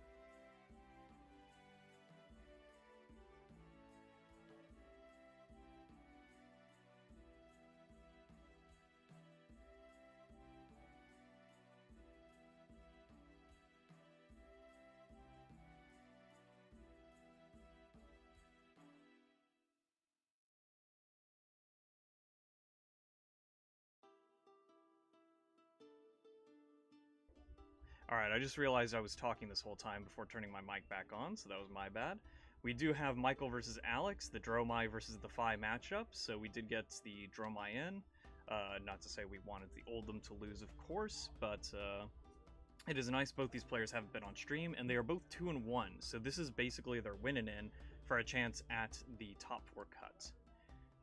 I will say that I did look it up. Illuvian Constellus does have energy counters on it, so technically Sap would work against other wizard equipment, which is kind of funny when you think about it, but I still think there's a chance that more energy-related stuff will be printed this set in order to, well, I mean, hopefully give it more of a chance, although it could be just built as a... Sap could be just built as a wizard counter against other wizards. Still be nice, though, especially to work with things like Rock. Having something else with energy counters, or something else that manipulates energy counters, like storing more on the tunic somehow. That would be interesting. Ah, so much potential, so much mystery. But we should see, starting like during the week of Worlds, or weekend of Worlds, we'll definitely get more spoilers, so that'll be exciting.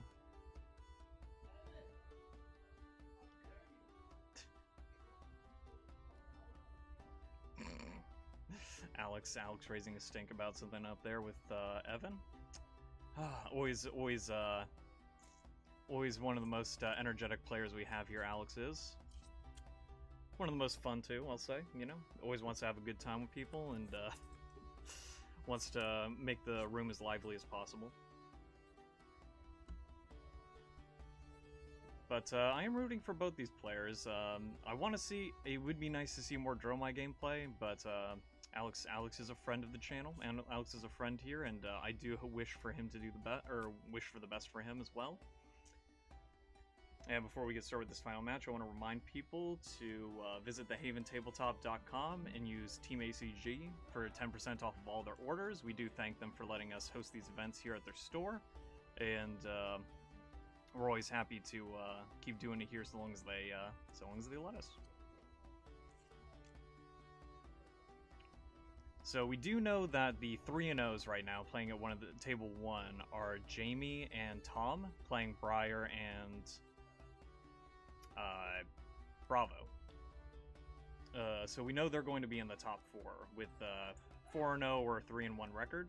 So this is kind of one of the deciding matches. The other one that's 2-1 versus 2-1 is Viserai versus Phi. So we are very likely going to see at least one Phi as well, depending on how these matches turn out. But it's just a matter of whether we're going to see Viserai, Dromai, or... Actually, no, those are the only other 2 options. So we'll see how this plays out soon. I am kind of hoping we see... So we're going to see Bravo and we're going to see Briar. I do hope we see Dromai, just because I do like the idea of seeing how Dromai plays against some of these other matches. And I guess Phi, just because I feel like after the Stubby Hammer's ban, it's been interesting to see the different types of Phi decks that are out there. Some playing for the on-hit, some playing for the long draconic chains, so it'll be interesting to see which ones show up to the table.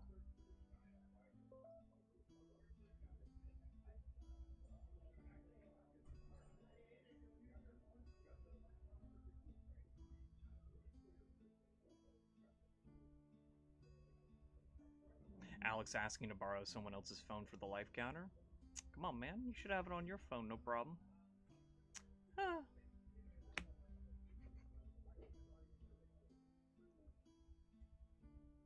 So Phi is definitely favored in this matchup, just because any illusionist has always kind of had trouble against decks that go wide, especially when it comes to like either popping their Spectra, or in this case, killing the dragons with some like just one-off cards that they can just belt out multiple times a turn.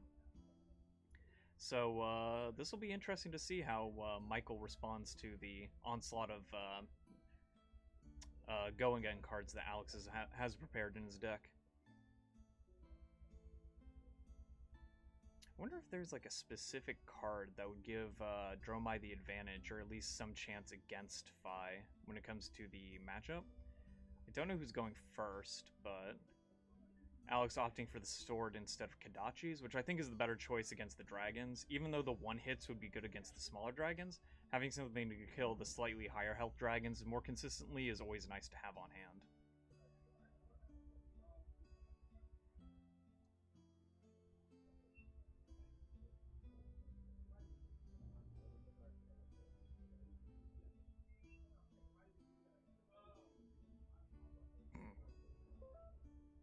Alright, looks like Michael's going first since Alex has got his hand down, and Michael looks like he's making a decision for his first turn.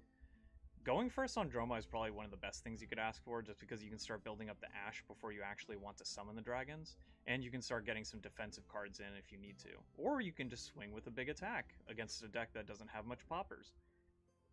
This is the Ember Moss Senpai coming in for 6, so it is blue. Pretty easy blue card to throw into the deck, and especially against a ninja where most cards are 2 blocks, that's a pretty good first turn from Michael, even though he didn't get to generate any Ash from it. Would have been nice if he could, though. But he didn't play any red cards, so he couldn't even activate the Furnace just to cheese him out.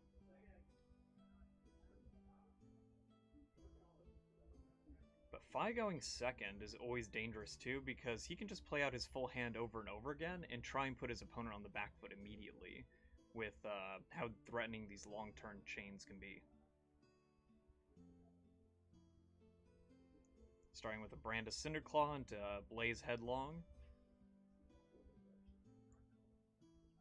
Ooh, coming out with the Fate Foreseen to block for 4 exactly. That's always good when you're going up against the aggro matchup, blocking 1 for 1, not letting any damage leak through, and opting to put a card at the bottom. But Alex has the Lunging Press, wild.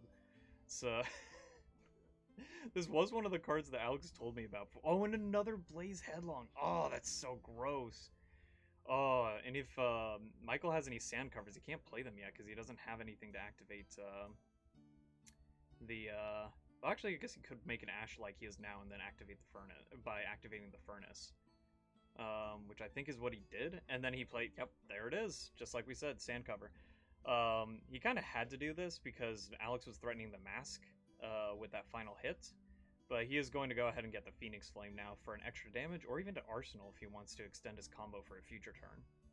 But Alex told me he was playing the Lunging Presses, and you know, whether it's for the Command and Conquers or to get the Mask triggers, it's pretty funny for one of your blue pitches in Fi at least, or Ninja in general. Oh, and Michael responding with a very simple but very effective Dust Up. If it hits, he'll be able to create both a dragon and an Ash, or an Ash and then a dragon if he wants to make it into one.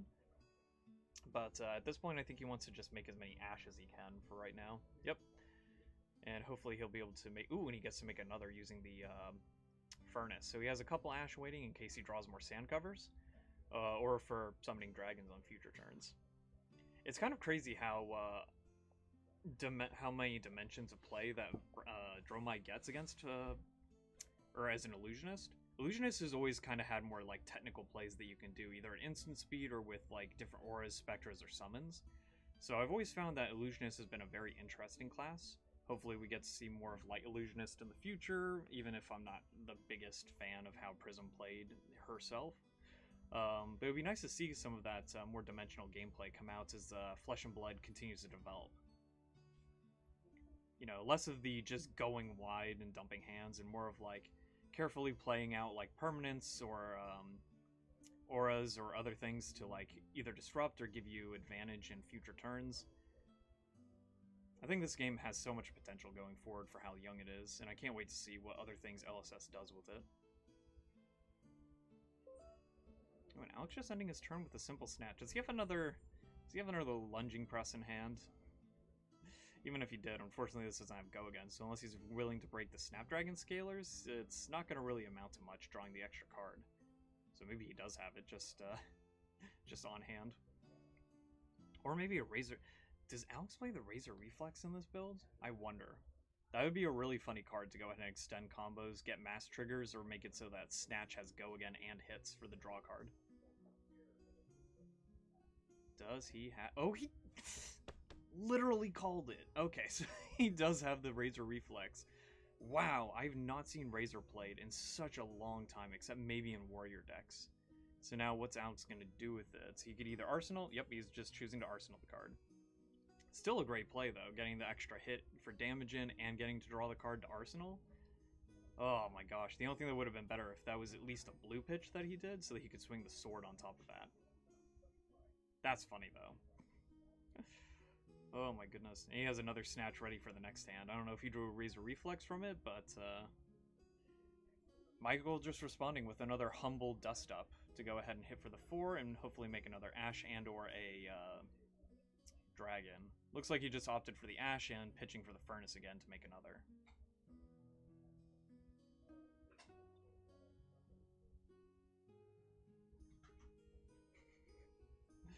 Oh, this is wild. There's always surprises in Alex's deck because he tries some new things to surprise people with. Oh, and here comes the Belittle combo, though. Definitely less of a surprising combo in Phi, but nonetheless powerful. But man, Razor Reflex and Lunging Press in this build. The only thing that would have been more surprising is if he actually played the Draconic Ninja attack reaction, like Combustion Point. That would have been hilarious, but I don't think we'll be seeing that in his deck today. That's a little too spicy for what it does. Although it is a strong card if you can get a long enough Draconic Chain Link, because then it's just like, well, I'm gonna go ahead and banish whatever you defended with, so I can go ahead and hit with this attack, and you lose the card too. It's like Route, but like better if you can actually get it to work.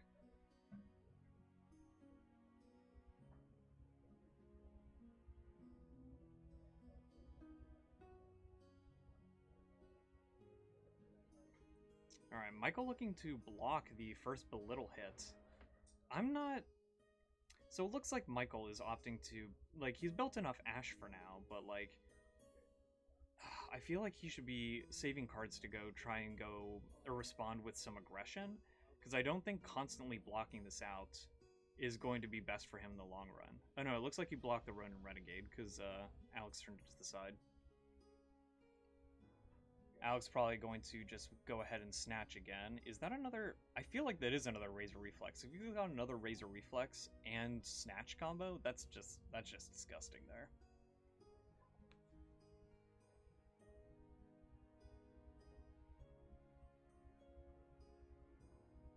Haven't seen those since his days on Katsu back in the day. I remember those times. Simpler times than it was.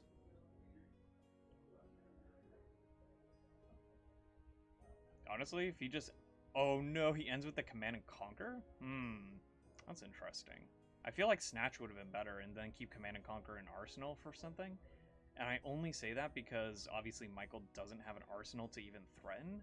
So if I was Michael this time, like the health... You can't let the health discrepancy keep getting wider and wider. He gives up his last red Dust Up, which I might have saved. I don't know what his last card in hand is or what he plans to do with it, but if it's like a zero-cost dragon, maybe play it down, or maybe he just arsenals it for a future turn.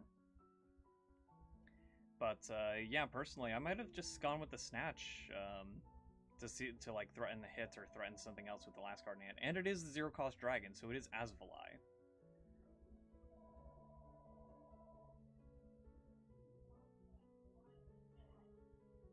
So he's going to be coming up with a little damage, but Alex having such a comfortable health lead is definitely going to take it, and then either kill Asvalai during his combos this turn, or even just ignore it to keep pumping out damage.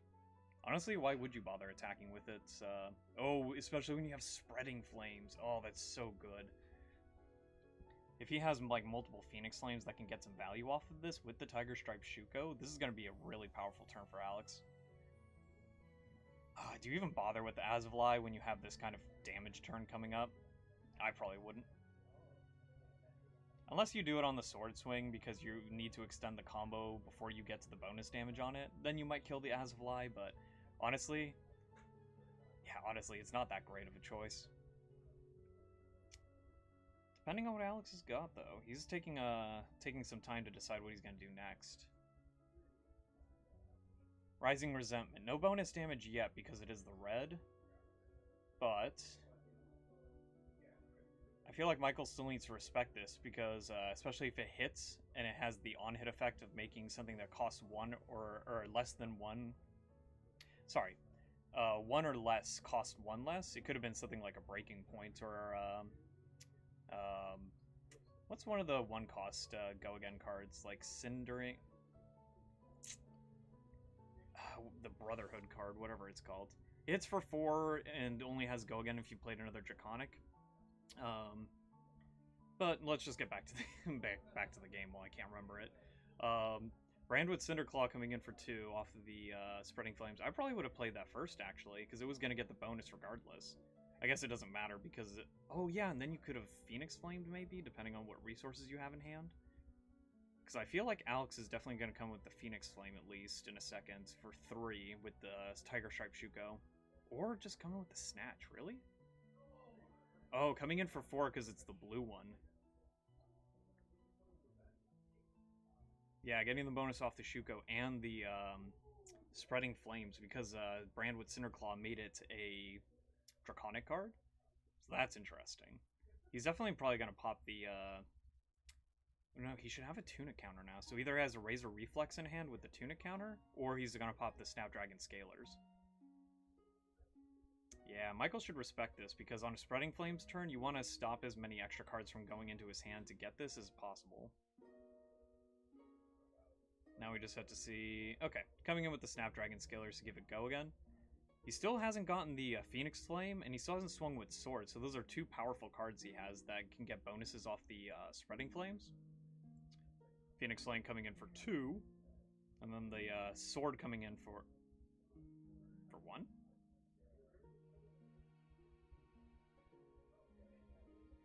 Oh, and he attacks Asvali to get the draw 1 off of it. Did he forget the extra damage? Yeah, it looks like he forgot the extra damage on the Phoenix Flame, though. Oh well, I'm sure it won't make a difference towards the end there. But he did use the Snatch to kill Asvali and get the draw for an Arsenal card afterwards. Now it looks like they corrected it. There they go. So pretty good Spreading Flame turn from Alex, especially with the Spreading Flame bonus on a blue Snatch. That's pretty good. And another Asvali coming in for from Michael. Into a Dust Up. That's pretty strong as a comeback, honestly. Given that Michael's been mostly on the back foot this game, having a turn where he gets to swing at least twice, once with the dragon and then something to follow it up, is pretty good, especially since he keeps generating Ash with it. And this time he opted to go for an Ash Wing, so that if Alex doesn't respect it or start getting rid of them, Michael can start having turns where he like plays some just random red at the beginning of his turn, even like a Sigil of Solace red, and then attack multiple times with the dragons he's built up. Yeah, but Alex has also been able to keep a full grip of 5 cards or about 5 cards each turn too, so he doesn't need to worry too much here. It looks like he's killing Asvali with the Rising Resentment. Oh, and he gets the on-hit effect with that, so he's gonna banish that. Take the tempo to give it, make it cost 1 less when he actually plays it at the end.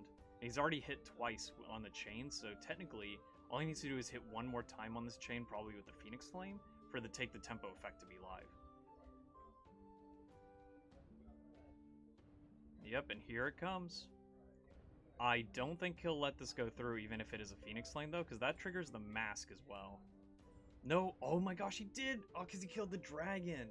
That's so good. Now take the tempo and the Mask got both of their value this turn. He can swing with the Sword just to come in with 3 with go again. Man, this is, I forgot, that's the main reason why Dromai takes the L's, is that all the ninja on-hit effects just pop off with the dragons right there. Absolutely nasty. Michael making sure he knows what Take the Tempo does, so he knows what cards he should save his blocks for.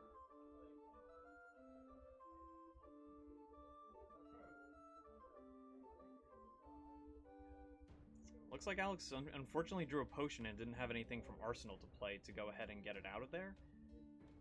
Or to go ahead and Arsenal the potion at least, but I guess he can just save the blue pitch for his next turn. Which is never a bad thing on Fi. Even on Fi, he does use energy with the sword and a few other cards during his turn occasionally. Like that Art of War he just drew. Oh, and there's the Sigil of Solace I mentioned. Too bad he didn't have any dragons to actually get go again. So Alex definitely has the blue pitch to go ahead and start off this Art of War. He drew a Snatch. I wonder if he's going to keep the Snatch or banish the Snatch for the draw 2. I also wonder what his arsenal is, because he didn't play it out to, like, arsenal the potion last turn. Nope, he's banishing the snatch, so I guess he's doing the +1 and draw 2.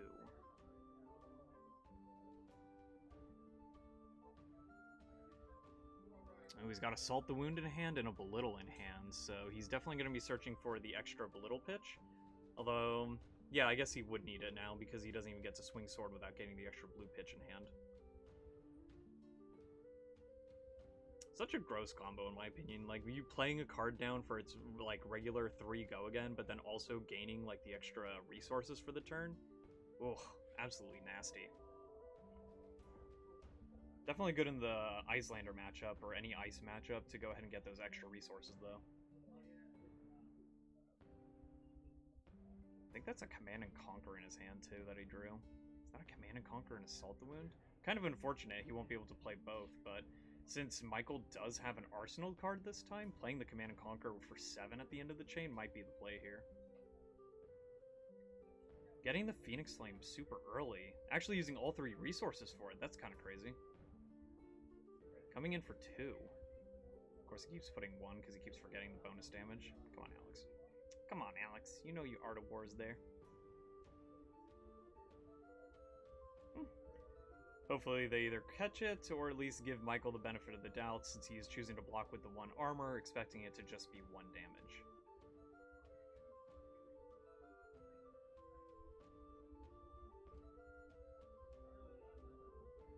Oh, and he's just going to play the Command and Conquer anyway. I still think this is the better play. Especially, I don't know what he's saving in Arsenal. I didn't get to see it when he drew it off the snatch that 1 turn, so it's going to be a surprise for all of us when he finally plays it. I wonder if it's the Lunging Press. It would be... yeah, because during the Take the Tempo turn, Michael blocked with 2-3 blocks, so even the Lunging Press wouldn't have gotten over that. But this time, if he has like a 4 block... No. Oh yeah, Sand Cover could do it. So if he has like a Sand Cover and a 3 block, Alex can use the Lunging Press to get the extra 1 over. That would be hilarious.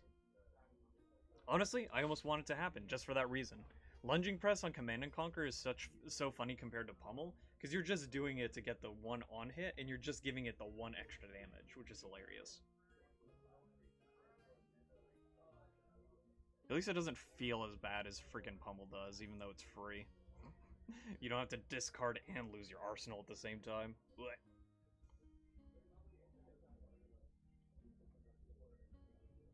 What's Michael doing here? He's definitely taking a minute to decide. He can even use the Quell on the gloves and then crack it at the end of turn to make a dragon with them. I don't think he wants to do that just yet, though. Oh, he's taking the full 7? Really? Alright, I guess he didn't really care about his arsenal, or he likes his hand way more. Nope, looks like they forgot the damage from the Art of War. Oh well. It technically would have made a difference there, because the 1 block on the armor wouldn't have been able to cover it. But considering he just attacked with an Art of War, Command and Conquer afterwards, the mass trigger didn't really matter after that. Alex opting to take any damage with such a healthy life lead. Even the Dust Up, Alex is probably just going to be like, this guy's got 3 health left, why would I even bother? Yeah, I don't think Alex blocks anything here. I think he just goes ahead and takes the damage and just threatens to finish Michael off for the rest of the game with that 3 health remaining. I see that Michael's playing the Mage Master's Boots, and I saw him pitch a Findle's Toma Findle earlier, so that's kind of an interesting play in Dromai. Be good for getting, like, possibly longer turns. Oh, and there's the Art of War. I don't know, Alex. I might have... No, because the Quell could have come in. So I was about to say, maybe save the Art of War to surprise one of the attacks to come over for just a little more damage. But Michael does have the Quell still, so he could have quelled before the actual hit actually happens with that. So I guess it is better to just play it out here. Oh, and the second Art of War! Oh, Alex, that's nasty. Stop it. Stop. He's already dead. Alright, well, good effort by Michael. Glad to see Dromai coming in for some play today. I don't think he survives this turn, though. Yeah, that's a double Art of War for +2 on all of his attacks. And he's got the 2 resources floating, too. Oh, but he's starting with the Phoenix Flame? Wow, I guess the Lava Vein Loyal... Does he not have any other, like, starts for the turn? Just coming in for 2, which is not great, but hey, he could have a Razor Reflex for all we know now, or the Lunging Press.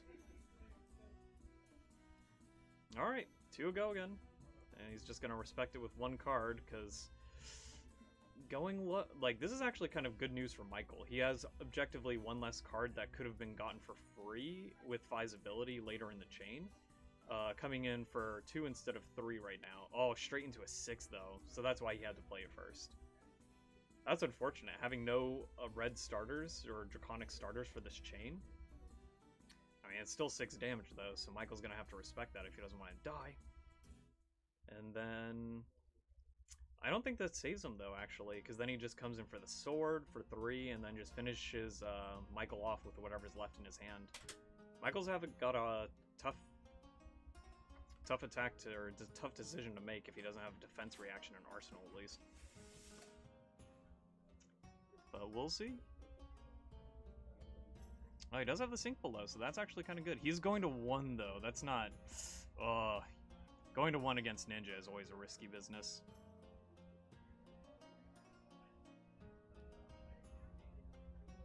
Oh, what's the last card, Alex?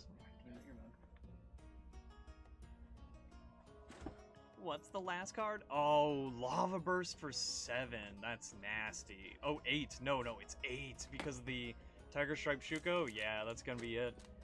Alright, good game by both players. I do believe this means Alex does squeeze into the... Oh, it's the potion. Oh, that's funny. Well, no potion play, at least. That's kind of sad, but it does look like Alex is probably going to squeeze into the top 4. And we're going to go ahead and get to that. But first... let me go ahead and open this last history pack here before the final round. Let's see if I can get lucky. We've gotten 2 Majestics so far, or 3 Majestics so far. We got Route, Find Center, and Crane... Not Crane Dance, Heron's Flight. So let's see if this last pack magic can get us anything good. See if I can get the James Lockwood luck here. Ah, no, we did get Benji, though, so we got all the Crucible, ninja cards. I think Benji looks pretty good with a white border too. But no luck here. No legendary luck or no Command and Conquer luck here. I just don't have it where James has it, so... Oh my goodness. Don't normally buy history packs, but I thought I'd give it a try now. What about you guys? Do you guys like white borders or not? I'm not a fan, honestly. Mostly because all of the rest of my main deck cards that I already have are all black border, so I'm just like... white border's just not hitting it for me. Nah. It's okay for history packs. They can be kind of separated from the regular cards that come out from the regular packs, but I'm just not into collecting them myself. Alright, well, congratulations to Alex. We'll go ahead and see if he's able to squeeze into top 4, and we'll have our next game soon for the finals. So we'll be right back.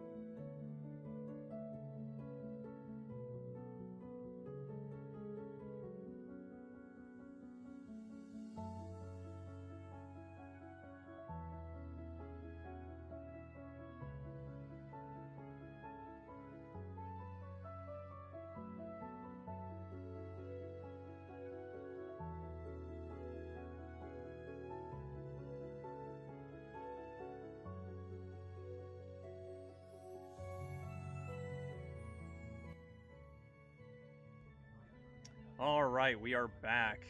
To our two viewers who are still here right now, unfortunately, I have to report that top four decided to split. It was Jamie who went 4-0 on Bravo, followed closely by Tom going 3-1 on Briar. Nick and Alex tied for third and fourth, however you want to position it, on Phi and Runeblade. Viscerai, specifically. They were our top four, but they did say split. It sounds like a few of the players want to play in a Magic Modern event that's about to go on, so we don't blame them. But I guess you could say by standings and by win record, Jamie is our winner today on Bravo, so congratulations to him. Looks like experience when you play a hero enough really does help you in a matchups in a room full of players who definitely know what they're doing here. Ah, yes, thank you, man. It was definitely fun being here to commentate in place of AJ. I'm glad AJ got to actually play for once and try his best, or at least get his practice in with Briar. So he was able to get his Armory promos as well, which is always nice. But we'll be back again next week. I believe next week it's going to be on Friday is the Armory, because of another event that's going on Saturday here at the Haven. Speaking of the Haven, last shout out, don't forget to use Team ACG on thehaventabletop.com for 10% off your Flesh and Blood singles. And as always, thank you guys for watching.